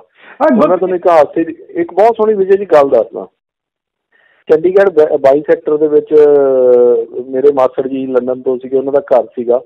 ਅਤੇ ਮੈਨੂੰ ਯਾਦ ਆ ਉਹ ਗੱਲ, ਬੜੀ ਹਾਸੀ ਆਉਂਦੀ ਆ ਉਹ ਗੱਲਾਂ ਸੋਚ ਕੇ ਵੀ ਅਸੀਂ ਕੀ ਸੀਗੇ, ਕੀ ਮਤਲਬ ਮਨ ਦੇ ਵਿੱਚ ਸੀ ਜਦੋਂ ਤੱਕ ਸਾਨੂੰ ਇੱਕ ਜ਼ੀਰੋ ਨੌਲੇਜ ਵੀ ਨਹੀਂ ਸੀ ਲਾਈਫ ਦੀ, ਲਾਈਫ ਕੀ ਹੈ ਨਾ। ਅਤੇ ਉਹ ਨਾ ਸਵੇਰੇ ਉੱਠੇ ਜਦੋਂ ਅਸੀਂ, ਮੈਂ ਉਹਨਾਂ ਦੇ ਘਰ ਰਿਹਾ ਬਿਲਕੁਲ ਜਿਹੜਾ 22 ਸੈਕਟਰ ਦੇ ਵਿੱਚ ਮਾਰਕੀਟ ਦੇ ਨਾਲ ਸੀ ਘਰ, ਬਿਲਕੁਲ ਹੀ ਨਾਲ। ਅਤੇ ਉੱਥੇ ਉਹਨਾਂ ਨੇ ਸਵੇਰੇ ਨਾ 25-30 ਬੂਟੇ ਸੀ ਗਮਲਿਆਂ ਦੇ ਵਿੱਚ, ਉਹਦੇ ਨਾਲ ਗੱਲਾਂ ਸਭ ਦੇ ਨਾਮ ਰੱਖੇ ਹੋਏ ਸੀਗੇ ਜੀ। ਤੇ ਮੈਨੂੰ ਯਾਦ ਆ ਉਹ ਲਫ਼ਜ਼, ਕਿਉਂਕਿ ਆਪਾਂ ਨੂੰ ਅਕਲ ਨਹੀਂ ਹੁੰਦੀ। ਮੈਂ ਕਿਹਾ ਬੁੜਾ ਪਾਗਲ ਹੋ ਗਿਆ ਲੱਗਦਾ, ਇਹਨੂੰ ਲੰਡਨ ਹੀ ਲੈ ਕੇ ਜਾਓ, ਹੈ ਨਾ। ਤੇ ਮੈਂ ਉਹ ਗੱਲ ਕਹੀ, ਮੈਨੂੰ ਮਤਲਬ ਯਾਦ ਹੈ ਮੇਰੇ ਮਨ 'ਚ। ਮੈਂ ਕਦੇ ਆਪਣੀ ਮਤਲਬ ਤਾਰੀਫ ਜਾਂ ਬੁਰਾਈ ਕਰਕੇ ਮੈਨੂੰ ਕੋਈ ਫਿਕਰ ਨਹੀਂ ਹੈ। ਮਤਲਬ ਤਾਰੀਫ ਵੀ ਕਰਦਾ ਨਾ, ਜਿੱਥੇ ਬੁਰੀ ਗੱਲ ਕੀਤੀ ਆਪਾਂ ਨੇ, ਬੁਰਾ ਕੁਛ ਕਿਹਾ, ਤੇ ਉਹਦੇ ਲਈ ਮਾਫ਼ੀ ਵੀ ਮੰਗ ਲੈਂਦਾ।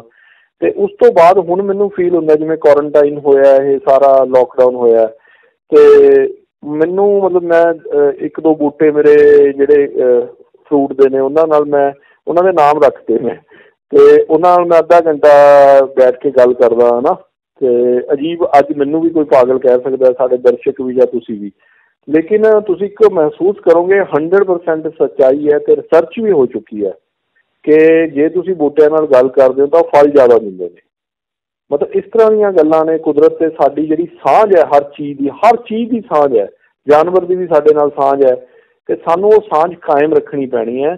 ਮੈਂ ਤਾਂ ਹੈਰਾਨ ਹੁੰਦਾ, ਆਪਾਂ ਨੂੰ ਗੱਲ ਕਰਨੀ ਬਣਦੀ ਹੈ ਕਿ ਚਾਈਨਾ ਦੇ ਵਿੱਚ ਜਿਹੜੀਆਂ ਚੀਜ਼ਾਂ ਉਹ ਖਾ ਰਹੇ ਸੀ, ਜੇ ਵੀਡੀਓ ਲੀਕ ਨਾ ਹੁੰਦੀਆਂ ਸਾਡੇ ਤੱਕ, ਆਪਣੇ ਤੱਕ, ਸਾਰਿਆਂ ਤੱਕ ਨਾ ਪਹੁੰਚਦੀਆਂ, ਅਸੀਂ ਤਾਂ ਮਤਲਬ ਉੱਥੇ 1000 ਸਾਲ ਹਜੇ ਪਹੁੰਚਣਾ ਹੀ ਨਹੀਂ ਸੀਗਾ। ਸਾਡੇ ਕਲਚਰ ਨੇ, ਸੋਚ ਨੇ ਸਾਡੀ ਨੇ, ਵੀ ਇੱਥੇ ਤੱਕ ਵੀ ਲੋਕ ਗਿਰ ਚੁੱਕੇ ਨੇ, ਵੀ ਹਰ ਇੱਕ ਚੀਜ਼ ਉਹਨਾਂ ਲਈ ਖਾਣ ਦੀ ਚੀਜ਼ ਹੀ ਬਣ ਚੁੱਕੀ ਹੈ। ਗੁਰਪ੍ਰੀਤ ਸਿੰਘ ਜੀ, ਜਿਵੇਂ ਹੁਣ ਆਪਾਂ ਦੇਖਿਆ ਕਿ ਪੰਜਾਬ ਦੇ ਵਿੱਚ ਜਿਨ੍ਹਾਂ ਨੂੰ ਕਰੋਨਾ ਵਾਇਰਸ ਹੋਇਆ ਸੀ, ਉਹਨਾਂ ਦੀ ਮੌਤ ਹੋ ਗਈ। ਆਪਾਂ ਦੇਖਿਆ, ਸੁਣਿਆ ਵੀ, ਤੁਸੀਂ ਵੀ ਸੁਣਿਆ ਹੋਣਾ ਮੀਡੀਆ ਰਾਹੀਂ, ਖਬਰਾਂ ਵਿੱਚ ਵੀ ਉਹ ਚਰਚਾ ਰਹੀ ਹੈ ਉਹਨਾਂ ਦੀ, ਕਿ ਇੱਕ ਲੇਡੀਜ਼ ਨੇ ਆਪਣੇ ਪਿਤਾ ਦੀ ਬੋਡੀ ਲੈਣ ਤੋਂ ਮਨਾ ਕਰ ਦਿੱਤਾ ਕਿਉਂਕਿ ਉਹਨਾਂ ਨੂੰ ਕਰੋਨਾ ਵਾਇਰਸ ਸੀ। ਉਸ ਤੋਂ ਬਾਅਦ ਜਾ ਕੇ ਪ੍ਰਸ਼ਾਸਨ ਉਹਨਾਂ ਦਾ ਦੇਹ ਸੰਸਕਾਰ ਕਰਦਾ ਹੈ। ਕਿਤੇ ਨਾ ਕਿਤੇ ਸਾਨੂੰ ਰਿਸ਼ਤਿਆਂ ਦੀ ਗਹਿਰਾਈ ਜਿਹੜੀ ਹੈਗੀ, ਜਾਂ ਰਿਸ਼ਤੇ ਕਿਸ ਤਰੀਕੇ ਨਾਲ ਬਿਖਰ ਗਏ ਨੇ। ਮੈਂ ਜਿਵੇਂ ਤੁਹਾਨੂੰ ਇੱਕ ਪਹਿਲੇ ਹੀ ਕਿਹਾ ਸੀ, ਕੁਦਰਤ ਆਪਣੇ ਨਿਯਮ ਨਹੀਂ ਬਦਲਦੀ, ਇਨਸਾਨ ਆਪਣੇ ਨਿਯਮ ਬਦਲ ਲੈਂਦਾ ਹੈ।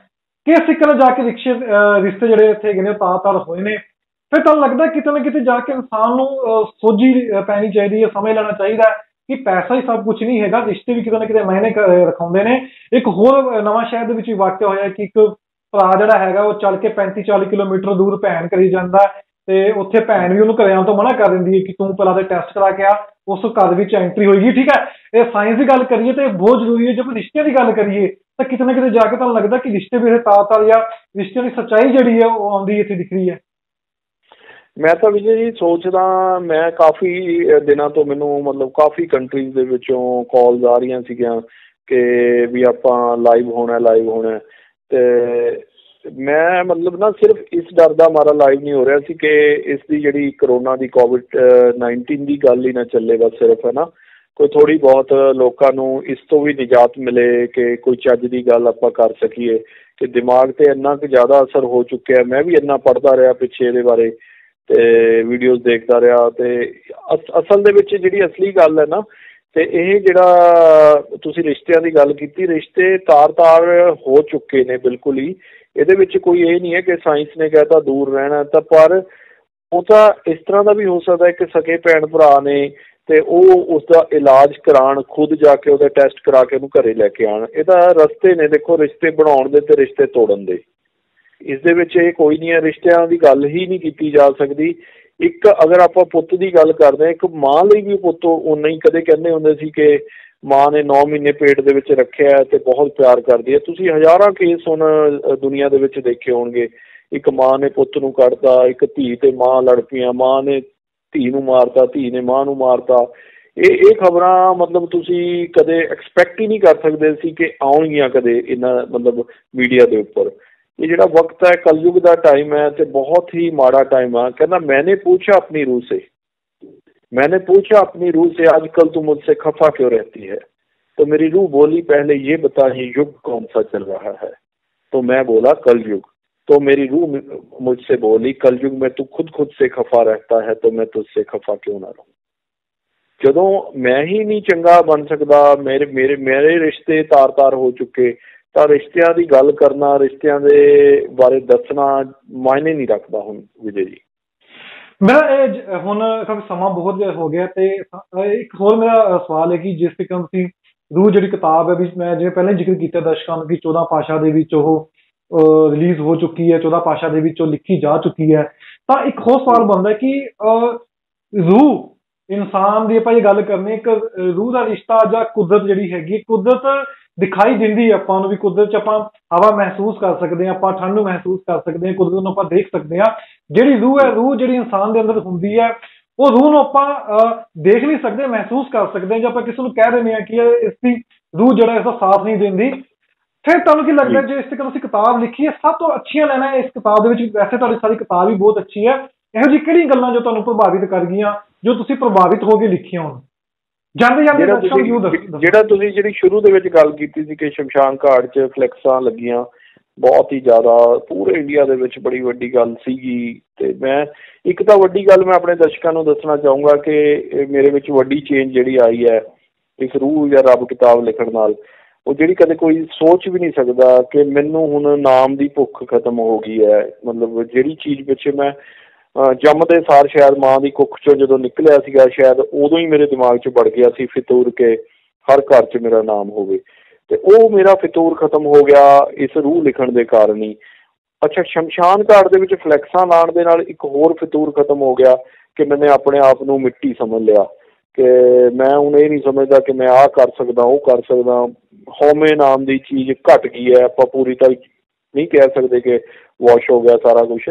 ਤੇ ਉਹਦੇ ਵਿੱਚ ਰੂਹ ਦੇ ਵਿੱਚ ਲਾਸਟ ਦੇ ਵਿੱਚ ਜਿਹੜਾ ਲਿਖਿਆ ਉਹੀ ਸ਼ਬਦ ਮੈਨੂੰ ਜਿਉਣ ਲਈ, ਚੰਗਾ ਜਿਉਣ ਲਈ ਉਤਸ਼ਾਹਿਤ ਕਰਦੇ ਨੇ ਕਿ ਮੈਂ ਚੰਗੇ ਕੰਮ ਕਰਾਂ, ਚੰਗੇ ਕਰਮ ਕਰਾਂ, ਪੁੰਨ ਤੇ ਪਾਪ ਬਾਰੇ ਸੋਚਾਂ। ਤੇ ਕਹਿੰਦਾ ਵੇਖ ਰਹੀ ਸੀ ਆਤਮਾ ਮੇਰੀ ਕਿਹੜੇ ਯਾਰ ਬੇਲੀ ਆਏ, ਕਿਹੜੇ ਮੈਥੋਂ ਦੂਰ ਹੋ ਗਏ। ਜਦੋਂ ਮੈਂ ਮਰਿਆ ਸੀ ਉਦੋਂ ਦੀਆਂ ਗੱਲਾਂ, ਵੇਖ ਰਹੀ ਸੀ ਆਤਮਾ ਮੇਰੀ ਕਿਹੜੇ ਯਾਰ ਬੇਲੀ ਆਏ, ਕਿਹੜੇ ਮੈਥੋਂ ਦੂਰ ਹੋ ਗਏ, ਜਿਹੜੇ ਹਰ ਪਲ ਨਾਲ ਸੀ ਰਹਿੰਦੇ ਅੱਜ ਕਿਉਂ ਨਾ ਆਏ, ਕਿਉਂ ਮਜਬੂਰ ਹੋ ਗਏ। ਜਦੋਂ ਲੱਕੜਾਂ ਟਿਕਾਉਂਦੇ ਸੀ ਮੇਰੇ ਸੀਨੇ ਤੇ ਮੈਂ ਧਾਹਾਂ ਮਾਰ ਮਾਰ ਕੇ ਰੋ ਰਿਹਾ ਸੀ। ਰੂਹ ਵੀ ਮੇਰੀ ਤੜਫੀ ਸੀ ਜਦੋਂ ਪਿੱਛੋਂ ਮੇਰੇ ਆਪਣੇ ਨੇ ਹੀ ਫੂਕੋ ਇਹਨੂੰ ਛੇਤੀ ਕਿਹਾ ਸੀ। ਅੱਗ ਦੇ ਭਾਂਬੜ ਨੇ ਮੇਰੀ ਰੂਹ ਅੰਦਰ ਵੀ ਇੱਕ ਭਾਂਬੜ ਜਿਹਾ ਮਚਾ ਛੱਡਿਆ, ਨਾ ਰੋਵੋ ਏ ਲੋਕੋ ਮੈਂ ਵੀ ਇਹ ਤੁਹਾਨੂੰ ਆਪਣੇ ਦਿਲੋਂ ਕੱਢਿਆ। ਮੇਰੀ ਲਾਸ਼ ਦੇ ਚਾਰੇ ਪਾਸੇ ਲੋਹੇ ਦੇ ਸੱਬਲ ਗੱਡ ਦਿੱਤੇ ਕਿ ਕਿਤੇ ਭੱਜ ਹੀ ਨਾ ਜਾਵਾਂ। ਜਦੋਂ ਚਾਨਣ ਸੀ ਜ਼ਿੰਦਗੀ 'ਚ ਉਦੋਂ ਭੱਜ ਨਹੀਂ ਸਕਿਆ, ਹੁਣ ਕੀ ਭੱਜੂਗਾ ਜਦੋਂ ਮੈਂ ਬਣ ਗਿਆ ਕਾਲਾ ਪਰਛਾਵਾਂ।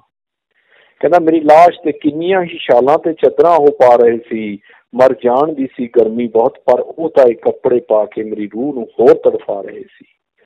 ਹੁਣ ਮੇਰੀ ਰੂਹ ਹੋਰ ਕੋਈ ਕੁੱਖ ਲੱਭੂਗੀ, ਹੁਣ ਮੇਰੀ ਰੂਹ ਫੇਰ ਕਿਸੇ ਨੂੰ ਠੱਗੂਗੀ। ਇਹ ਜਨਮਾਂ ਜਨਮਾਂ ਦਾ ਹੀ ਚੱਕਰ ਹੈ, ਇਹ ਕਰਮਾਂ ਕਰਮਾਂ ਦਾ ਹੀ ਚੱਕਰ ਹੈ। ਸ਼ੁਕਰ ਹੈ ਮਾਂ ਦੀ ਕੁੱਖ ਮਿਲ ਗਈ, ਸ਼ੁਕਰ ਹੈ ਪ੍ਰੀਤ ਦੀ ਰੂਹ ਨੂੰ ਫੇਰ ਮਾਂ ਦੀ ਕੁੱਖ ਮਿਲ ਗਈ। ਇਹ ਸੁਣਾਉਣਾ ਬਹੁਤ ਜ਼ਰੂਰੀ ਸੀ ਵਿਜੇ ਜੀ। ਇਸ ਦਾ ਸਾਈਕਲ ਆਫ ਲਾਈਫ, ਮਤਲਬ ਜਦੋਂ ਮੈਂ ਸਾਹਮਣੇ ਬੈਠਾ ਹੁੰਦਾ 500-400 ਬੰਦਾ ਵੀ ਹੁੰਦਾ ਕਈ ਜਗ੍ਹਾ, ਜਦੋਂ ਸੁਣਦਾ ਮੈਨੂੰ ਮਤਲਬ ਜਿਹੜੀਆਂ ਅੱਖਾਂ ਰੂਹ ਨੂੰ ਸਮਝਦੀਆਂ ਨੇ ਉਹਨਾਂ ਅੱਖਾਂ 'ਚ ਹੰਝੂ ਲਾਜ਼ਮੀ ਆਉਂਦੇ ਨੇ, ਤੇ ਮੈਂ ਮਹਿਸੂਸ ਕੀਤੇ ਨੇ, ਮੈਂ ਦੇਖੇ ਨੇ। ਗੁਰਪ੍ਰੀਤ ਸਿੰਘ ਜੀ, ਜਿਸ ਤਰੀਕੇ ਨਾਲ ਤੁਹਾਡੀ ਕਿਤਾਬ ਹੈ, ਲੋਕਾਂ ਨੇ ਵੀ ਪੜ੍ਹੀ ਹੈ ਕਿਤਾਬ, ਪੰਜਾਬ ਦੇ ਅਲੱਗ-ਅਲੱਗ ਜਗ੍ਹਾ ਦੇ ਉੱਤੇ ਜਾਂ ਪੂਰੀ ਦੁਨੀਆ ਦੀ ਗੱਲ ਕਰੀਏ ਜਿੱਥੇ ਪੰਜਾਬੀ ਰਹਿੰਦੇ ਨੇ, ਤੇ ਤੁਸੀਂ ਹੋਰ ਭਾਸ਼ਾ ਵਿੱਚ ਵੀ ਲਿਖੀ ਹੈ, ਲੋਕਾਂ ਨੇ ਪੜ੍ਹੀ ਹੈ, ਤੁਹਾਨੂੰ ਕੋਲਸ ਵਗੈਰਾ ਵੀ ਆਉਂਦੀਆਂ ਨੇ। ਮੇਰਾ ਇੱਕ ਜਾਂਦੇ ਜਾਂਦੇ ਇੱਕ ਛੋਟਾ ਜਿਹਾ ਸਵਾਲ ਹੈ ਤੇ ਸ਼ੋਰਟ ਵਿੱਚ ਜਵਾਬ ਦੇਣਾ। ਜਿਸ ਤਰ੍ਹਾਂ ਤੁਸੀਂ ਰੂਹ ਬਾਰੇ ਦੱਸਿਆ ਵੀ ਕਿਸ ਤਰੀਕੇ ਨਾਲ ਹੁਣ ਜਿਹੜੀ ਰੂਹ ਹੈਗੀ ਹੈ ਜਾਂ ਆਪਾਂ ਇਨਸਾਨ ਦੀ ਆਤਮਾ ਹੈ ਵੀ ਕੁੱਖ ਮਿਲ ਜਾਂਦੀ ਹੈ ਮਾਂ ਦੀ, ਉਸ ਤੋਂ ਬਾਅਦ ਜਾ ਕੇ ਉਹ ਜਨਮ ਲੈਂਦਾ, ਪੂਰੀ ਦੁਨੀਆ ਦੇਖਦਾ ਜਾ ਕੇ। ਇੱਕ ਹੋਰ ਸਵਾਲ ਇੱਥੇ ਮੇਰੇ ਜ਼ਿਹਨ ਵਿੱਚ ਆ ਰਿਹਾ ਸੀ ਕਿ ਹੁਣ ਜਿਹੜਾ ਹੁਣ ਦਾ ਮੌਜੂਦਾ ਸਮਾਂ ਚੱਲ ਰਿਹਾ, ਜਿਹਨੂੰ ਆਪਾਂ ਕਲਯੁੱਗ ਵੀ ਕਹਿ ਸਕਦੇ ਹਾਂ, ਕਿ ਕਲਯੁੱਗ ਦੇ ਵਿੱਚ ਜਿਹੜਾ ਇਨਸਾਨ ਹੈ, ਇਨਸਾਨ ਤੋਂ ਜਿਹੜਾ ਉਹ ਖਾਰ ਖਾਂਦਾ ਹੈ, ਇਨਸਾਨ ਕੋਈ ਕੰਪੀਟੀਸ਼ਨ ਜ਼ਿਆਦਾ ਹੈਗਾ, ਤੇ ਹੁਣ ਛੂਤ ਦੀ ਬਿਮਾਰੀ ਹੈ ਵੀ ਇਨਸਾਨ ਦੇ ਨੇੜੇ ਜਾ ਵੀ ਨਹੀਂ ਸਕਦਾ, ਸਭ ਨੂੰ ਘਰਾਂ ਵਿੱਚ ਬੰਦ ਕਰ ਦਿੱਤਾ ਗਿਆ। ਘਰ ਵਿੱਚ ਬੰਦ ਹੋਣਾ, ਮੈਂ ਜਿਵੇਂ ਪਹਿਲਾਂ ਹੀ ਤੁਹਾਨੂੰ ਸਵਾਲ ਕੀਤਾ ਸੀ ਕਿ ਇਨਸਾਨ ਦੇ ਘਰ ਵਿੱਚ ਰੂਹਾਂ ਬੰਦ ਹੋ ਗਈਆਂ ਨੇ, ਘਰ ਵਿੱਚ ਰੂਹਾਂ ਬੰਦ ਹੋ ਗਈਆਂ ਨੇ ਤੇ ਬਾਹਰ ਪੰਛੀ ਆਜ਼ਾਦ ਹੋ ਗਏ ਨੇ। ਫਿਰ ਤੁਹਾਨੂੰ ਲੱਗਦਾ ਆਉਣ ਵਾਲੇ ਸਮੇਂ ਦੇ ਵਿੱਚ ਕਿਤੇ ਪੰਛੀ ਫਿਰ ਨਾ ਤੜ ਜਾਣ, ਜਿਹੜੇ ਇਨਸਾਨ ਨੇ ਜਾਂ ਉਹਨਾਂ ਦੀ ਰੂਹਾਂ ਫਿਰ ਕਿਤੇ ਆਜ਼ਾਦ ਨਾ ਹੋ ਜਾਣ। ਇਨਸਾਨਾਂ ਨੂੰ ਸਮਝਣਾ ਪਏਗਾ ਕਿ ਅਗਰ ਇਸ ਤਰ੍ਹਾਂ ਹੀ ਖਿਲਵਾੜ ਕਰਦੇ ਰਹੇ ਕੁਦਰਤ ਨਾਲ, ਸ਼ਾਇਦ ਜਿਹੜੀ ਇਹ ਕਾਇਨਾਤ ਤੋਂ ਇੱਕ ਜਿਹੜੀ ਜੂਨ ਹੈ ਇਨਸਾਨ ਦੀ, ਉਹ ਖਤਮ ਹੀ ਨਾ ਹੋ ਜੇ। ਇਹ ਬੜੀ ਵੱਡੀ ਗੱਲ ਹੈ ਸੋਚਣ ਵਾਲੀ ਕਿ ਬਾਰ-ਬਾਰ ਸਮਝਾਉਣ ਤੇ ਵੀ, ਮੈਂ ਜਿਵੇਂ ਕਿਹਾ ਸੀ ਆਖਰੀ ਸੁਨੇਹਾ ਕੁਦਰਤ ਦਾ, ਬਹੁਤ ਵਾਰ ਉਹਨੇ ਆਪਾਂ ਨੂੰ ਸਮਝਾਇਆ ਸੀ, ਪੋਲਿਊਸ਼ਨ ਵੱਧ ਗਿਆ ਸੀ ਉਹਨੇ ਸਮਝਾਇਆ ਸੀ, ਕੈਂਸਰ ਆ ਗਿਆ ਸੀ ਉਹਨੇ ਸਮਝਾਇਆ ਸੀ, ਏਡਜ਼ ਦੀ ਬਿਮਾਰੀ ਆ ਗਈ ਸੀ, ਹੋਰ ਬੜੀਆਂ ਬਿਮਾਰੀਆਂ ਉਹਨੇ ਕੁਦਰਤ ਲੈ ਕੇ ਆਈ ਸੀ। ਉਹ ਸਾਰੀਆਂ ਹੀ ਕੁਦਰਤ ਦੇ ਸਮਝਾਉਣ ਦੀ ਇੱਕ ਨਿਸ਼ਾਨੀ ਸੀ ਬਸ। ਜੇ ਨਹੀਂ ਸਮਝਿਆ ਇੱਥੇ ਪੰਛੀ ਹੀ ਹੋਣਗੇ, ਇਨਸਾਨ ਦੀ ਜੂਨ ਹੀ ਖਤਮ ਹੋ ਜਾਣੀ ਹੈ ਇਸ ਪਲੈਨਟ ਤੋਂ। ਪਸ਼ੂ ਪੰਛੀਆਂ ਨੇ ਹੀ ਉਡਾਰੀਆਂ ਮਾਰਨੀਆਂ ਇੱਥੇ। ਤੇ ਇਹ ਨਾ ਸੋਚੇ ਇਨਸਾਨ ਕਿ ਮੇਰਾ ਦਿਮਾਗ ਬਹੁਤ ਦਿੱਤਾ ਹੋਇਆ ਮੈਨੂੰ, ਮਤਲਬ ਮੈਂ ਕੁਛ ਵੀ ਕਰ ਸਕਦਾ। ਇਨਸਾਨ ਨੂੰ ਸੋਚ ਲੈਣਾ ਚਾਹੀਦਾ ਹੈ ਕਿ ਮੈਂ ਕਿਸੇ ਦੇ ਅੰਡਰ ਹੀ ਕੰਮ ਕਰ ਰਿਹਾ, ਮੇਰਾ ਬੌਸ ਤਾਂ ਹੋਰ ਹੀ ਕੋਈ ਹੈ। ਇਨਸਾਨ ਇਹੀ ਨਹੀਂ ਸਮਝ ਸਕਿਆ, ਇਨਸਾਨ ਆਪਣੇ ਆਪ ਨੂੰ ਹੀ ਬੌਸ ਸਮਝ ਬੈਠਿਆ ਸੀ, ਮਾਲਕ ਸਮਝ ਲਿਆ ਸੀ ਇਸ ਚੀਜ਼ ਦਾ ਪੂਰਾ। ਜੀ ਇਸ ਕਰਕੇ ਉਹਨੂੰ ਸਮਝ ਲੈਣਾ ਚਾਹੀਦਾ ਵੀ ਇਹਨੂੰ ਚਲਾਉਣ ਵਾਲਾ ਤਾਂ ਹੋਰ ਹੀ ਕੋਈ ਹੈ। ਕੌਣ ਹੈ ਕੀ ਹੈ ਉਹ ਪਤਾ ਨਹੀਂ, ਉਹ ਭਰਮ ਭੁਲੇਖਾ ਹੈ, ਚਲੋ ਠੀਕ ਹੈ, ਪਰ ਹੈਗਾ।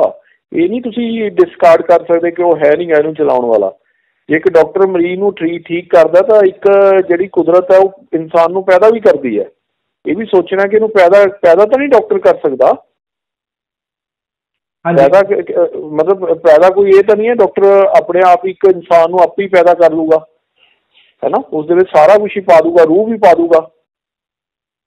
ਇੱਕ ਮਰੇ ਹੋਏ ਇਨਸਾਨ 'ਚ ਫਿਰ ਜੇ ਐਵੇਂ ਹੁੰਦਾ ਤਾਂ ਰੂਹਾਂ ਪਾਉਣ ਲੱਗ ਜਾਂਦਾ, ਫਿਰ ਮਰਨ ਹੀ ਨਾ ਦਿੰਦਾ। ਇੱਕ ਛੋਟੇ ਜਿਹੇ ਵਾਇਰਸ ਤੋਂ ਅੱਜ ਇਨਸਾਨ ਡਰਿਆ ਹੋਇਆ, ਠੀਕ ਹੈ ਨਾ। ਉਹਦੀ ਜਿਹੜੀ ਉਹਦੀ ਆਪਾਂ ਮਤਲਬ ਇਨਸਾਨ ਦੇ ਬਰਾਬਰ ਦੀ ਉਹਦੀ ਅਗਰ ਵਿਡਥ ਦੇਖੀਏ, ਲੈਂਥ ਦੇਖੀਏ, ਉਹਦਾ ਹੈ ਹੀ ਨਹੀਂ ਹੈ।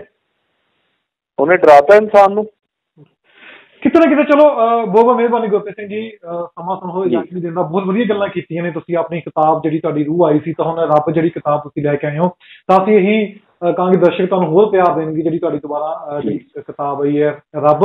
ਤਾਂ ਮੈਂ ਇੱਥੇ ਇੱਕ ਦਰਸ਼ਕਾਂ ਨੂੰ ਕਹਿਣਾ ਚਾਹੁੰਦਾ ਕਿ ਗੁਰਪ੍ਰੀਤ ਸਿੰਘ ਸੇਖੋਂ ਸਾਡੇ ਨਾਲ ਜੁੜੇ ਹੋਏ ਸੀ ਜਿਨ੍ਹਾਂ ਨੇ ਰੂਹ ਕਿਤਾਬ ਲਿਖੀ ਸੀ। ਤਾਂ ਇੱਕ ਮੈਂ ਸਵਾਲ ਪੁੱਛਿਆ ਸੀ ਇਹਨਾਂ ਨੂੰ ਕਿ ਜਿਹੜੇ ਇਨਸਾਨ ਨੇ ਕਿਤੇ ਆਜ਼ਾਦ ਨਾ ਹੋ ਜਾਣ ਤੇ ਪੰਛੀ ਜਿਹੜੇ ਹੈਗੇ ਨੇ ਉਹ ਕਿਤੇ ਬੰਦ ਨਾ ਹੋ ਜਾਣ। ਇਨਸਾਨ ਆਜ਼ਾਦ ਇਸ ਕਰਕੇ ਨਾ ਹੋ ਜਾਣ ਕਿ ਇਨਸਾਨਾਂ ਨੂੰ ਦੁਬਾਰਾ ਆਜ਼ਾਦੀ ਮਿਲ ਜਾਵੇ ਕਿ ਪੰਛੀਆਂ ਨੂੰ ਮਾਰਨ, ਇਨਸਾਨ ਜੰਗਲ ਨਾ ਵੱਢਣ ਲੱਗ ਪਣ ਜਾ ਕੇ, ਇਨਸਾਨ ਜਿਹੜੇ ਹੈਗੇ ਨੇ ਕੁਦਰਤ ਨਾਲ ਖਿਲਵਾੜ ਨਾ ਕਰਨ। ਕਿਤੇ ਨਾ ਕਿਤੇ ਜਾ ਕੇ ਸਾਨੂੰ ਇਹ ਗੱਲ ਸਮਝ ਲੈਣੀ ਚਾਹੀਦੀ ਕਿ ਇਨਸਾਨ ਇਸ ਤੋਂ ਜਾ ਕੇ ਅੱਗੇ ਕਿਤੇ ਆਜ਼ਾਦ ਨਾ ਹੋ ਜਾਵੇ। ਆਜ਼ਾਦੀ ਦੀ ਵੀ ਇੱਕ ਸੀਮਿਤ ਹੁੰਦੀ ਹੈ। ਕਹਿੰਦੇ ਨੇ ਦੁਨੀਆ ਦਾ ਸਭ ਤੋਂ ਵੱਡਾ ਨਸ਼ਾ ਜਿਹੜਾ ਹੁੰਦਾ ਉਹ ਆਜ਼ਾਦੀ ਦਾ ਹੁੰਦਾ। ਆਜ਼ਾਦੀ ਤੋਂ ਵੱਡਾ ਨਸ਼ਾ ਕੋਈ ਵੀ ਨਹੀਂ ਹੁੰਦਾ। ਸ਼ਾਇਦ ਇਹ ਵੀ ਤੁਸੀਂ ਘਰਾਂ ਵਿੱਚ ਬੈਠ ਕੇ ਮਹਿਸੂਸ ਕਰ ਲਿਆ ਹੋਣਾ ਕਿ ਆਜ਼ਾਦੀ ਤੋਂ ਕੋਈ ਨਸ਼ਾ ਨਹੀਂ, ਨਾ ਕਿਸੇ ਪੈਸੇ ਦਾ ਨਸ਼ਾ, ਨਾ ਕਿਸੇ ਕੋਈ ਅਹੁਦੇ ਦਾ ਨਸ਼ਾ। ਆਜ਼ਾਦੀ ਤੋਂ ਵੱਡਾ ਕੋਈ ਨਸ਼ਾ ਨਹੀਂ ਹੈਗਾ। ਜੇ ਅਸੀਂ ਵੀ ਪੰਛੀਆਂ ਨੂੰ ਜਾਂ ਜਾਨਵਰਾਂ ਨੂੰ ਕੈਦ ਕਰਕੇ ਰੱਖਾਂਗੇ, ਉਹ ਵੀ ਸ਼ਾਇਦ ਆਜ਼ਾਦੀ ਮੰਗਦੇ ਹੋਣਗੇ। ਤਾਂ ਇਹੀ ਅਸੀਂ ਅੱਗੇ ਜਾ ਕੇ ਇਨਸਾਨ ਦੀ ਗੱਲ ਕਰ ਲਈ, ਉਸ ਵਿੱਚ ਮੈਂ ਵੀ ਆ ਜਾਂਦਾ, ਉਸ ਵਿੱਚ ਸਾਰੇ ਆ ਜਾਂਦੇ ਹਾਂ ਕਿ ਆਪਾਂ ਪੰਛੀਆਂ ਨੂੰ ਤੇ ਕੁਦਰਤ ਨੂੰ ਇੱਕ ਜੀਣ ਦਾ ਮੌਕਾ ਦੇਈਏ, ਇੱਕ ਮੌਕਾ ਦੇਈਏ। ਅਸੀਂ ਕੁਦਰਤ ਨਾਲ ਖਿਲਵਾੜ ਨਾ ਕਰੀਏ, ਕੁਦਰਤ ਨਾਲ ਇਹੋ ਜਿਹੀ ਕੋਈ ਖਿਲਵਾੜ ਨਾ ਕਰੀਏ ਕਿ ਸਾਨੂੰ ਅੱਗੇ ਜਾ ਕੇ ਭੁਗਤਣਾ ਪਵੇ। ਕਿਉਂਕਿ ਜਿਸ ਤਰੀਕੇ ਨਾਲ ਗਲੋਬਲ ਵਾਰਮਿੰਗ ਜਿਹੜੀ ਉਹ ਵੱਧ ਰਹੀ ਹੈ, ਉਸ ਨਾਲ ਜਿਹੜੀ ਹੈਗੀ ਕਿਤੇ ਨਾ ਕਿਤੇ ਸਾਇੰਟਿਸਟ ਜਿਹੜੇ ਚਿੰਤਤ ਹੈਗੇ ਨੇ। ਪਰ ਸਾਇੰਸ ਨੇ ਸਾਨੂੰ ਦਿੱਤਾ ਵੀ ਬਹੁਤ ਕੁਛ ਹੈ। ਕਿਤੇ ਨਾ ਕਿਤੇ ਜਾ ਕੇ ਸਾਡਾ ਨੁਕਸਾਨ ਵੀ ਜ਼ਰੂਰ ਹੋਇਆ ਜਿਸ ਤਰੀਕੇ ਨਾਲ ਅਸੀਂ ਜੰਗਲ ਨੂੰ ਵੱਢਣਾ ਸ਼ੁਰੂ ਕਰ ਦਿੱਤਾ। ਤੇ ਜਾਂਦੇ ਜਾਂਦੇ ਵੀ ਮੇਰਾ ਆਖਰੀ ਇਹੀ ਹੈ, ਇਹੀ ਮੈਂ ਤੁਹਾਨੂੰ ਗੱਲ ਕਹਿਣਾ ਚਾਹਾਂਗੀ ਕਿ ਕਿਤੇ ਤੁਸੀਂ ਇਹ ਆਜ਼ਾਦੀ ਦਾ ਆਨੰਦ ਮਾਣੋ, ਪੰਛੀਆਂ ਨੂੰ ਆਜ਼ਾਦੀ ਦਾ ਆਨੰਦ ਮਾਣਨ ਦਿਓ, ਕੁਦਰਤ ਨੂੰ ਆਜ਼ਾਦ ਰਹਿਣ ਦਿਓ। ਸਭ ਤੋਂ ਵੱਡਾ ਨਸ਼ਾ ਜਿਹੜਾ ਹੈ ਉਹ ਆਜ਼ਾਦੀ ਦਾ। ਇਸ ਉੱਪਰ ਕੋਈ ਵੀ ਦੁਨੀਆ ਤੇ ਨਸ਼ਾ ਨਹੀਂ ਹੈ। ਵੇਖ ਰਹੀ ਸੀ ਆਤਮਾ ਮੇਰੀ ਕਿਹੜੇ ਯਾਰ ਬੇਲੀ ਆਏ, ਕਿਹੜੇ ਮੈਥੋਂ ਦੂਰ ਹੋ ਗਏ, ਜਿਹੜੇ ਹਰ ਪਲ ਨਾਲ ਸੀ ਰਹਿੰਦੇ ਅੱਜ ਕਿਉਂ ਨਾ ਆਏ, ਕਿਉਂ ਮਜਬੂਰ ਹੋ ਗਏ। ਜਦੋਂ ਲੱਕੜਾਂ ਟਿਕਾਉਂਦੇ ਸੀ ਮੇਰੇ ਸੀਨੇ ਤੇ ਮੈਂ ਧਾਹਾਂ ਮਾਰ ਮਾਰ ਕੇ ਰੋ ਰਿਹਾ ਸੀ। ਰੂਹ ਵੀ ਮੇਰੀ ਤੜਫੀ ਸੀ ਜਦੋਂ ਪਿੱਛੋਂ ਮੇਰੇ ਆਪਣੇ ਨੇ ਹੀ ਫੂਕੋ ਇਹਨੂੰ ਛੇਤੀ ਕਿਹਾ ਸੀ। ਅੱਗ ਦੇ ਭਾਂਬੜ ਨੇ ਮੇਰੀ ਰੂਹ ਅੰਦਰ ਵੀ ਇੱਕ ਭਾਂਬੜ ਜਿਹਾ ਮਚਾ ਛੱਡਿਆ। ਨਾ ਰੋਵੋ ਏ ਲੋਕੋ, ਮੈਂ ਵੀ ਇਹ ਤੁਹਾਨੂੰ ਆਪਣੇ ਦਿਲੋਂ ਕੱਢਿਆ। ਮੇਰੀ ਲਾਸ਼ ਦੇ ਚਾਰੇ ਪਾਸੇ ਲੋਹੇ ਦੇ ਸੱਬਲ ਗੱਡ ਦਿੱਤੇ ਕਿ ਕਿਤੇ ਭੱਜ ਹੀ ਨਾ ਜਾਵਾਂ। ਜਦੋਂ ਚਾਨਣ ਸੀ ਜ਼ਿੰਦਗੀ 'ਚ ਉਦੋਂ ਭੱਜ ਨਹੀਂ ਸਕਿਆ, ਹੁਣ ਕੀ ਭੱਜੂਗਾ ਜਦੋਂ ਮੈਂ ਬਣ ਗਿਆ ਕਾਲਾ ਪਰਛਾਵਾਂ। ਕਹਿੰਦਾ ਮੇਰੀ ਲਾਸ਼ ਤੇ ਕਿੰਨੀਆਂ ਹੀ ਛਾਲਾਂ ਤੇ ਚਾਦਰਾਂ ਉਹ ਪਾ ਰਹੇ ਸੀ। ਮਰ ਜਾਣ ਦੀ ਸੀ ਗਰਮੀ ਬਹੁਤ, ਪਰ ਉਹ ਤਾਂ ਇਹ ਕੱਪੜੇ ਪਾ ਕੇ ਮੇਰੀ ਰੂਹ ਨੂੰ ਹੋਰ ਤੜਫਾ ਰਹੇ ਸੀ। ਹੁਣ ਮੇਰੀ ਰੂਹ ਹੋਰ ਕੋਈ ਕੁੱਖ ਲੱਭੂਗੀ, ਹੁਣ ਮੇਰੀ ਰੂਹ ਫੇਰ ਕਿਸੇ ਨੂੰ ਠੱਗੂਗੀ। ਇਹ ਜਨਮਾਂ ਜਨਮਾਂ ਦਾ ਹੀ ਚੱਕਰ ਹੈ, ਇਹ ਕਰਮਾਂ ਦਾ ਹੀ ਚੱਕਰ ਹੈ। ਸ਼ੁਕਰ ਹੈ ਮਾਂ ਦੀ ਕੁੱਖ ਮਿਲ ਗਈ, ਸ਼ੁਕਰ ਹੈ ਪ੍ਰੀਤ ਦੀ ਰੂਹ ਨੂੰ ਫੇਰ ਮਾਂ ਦੀ ਕੁੱਖ ਮਿਲ ਗਈ।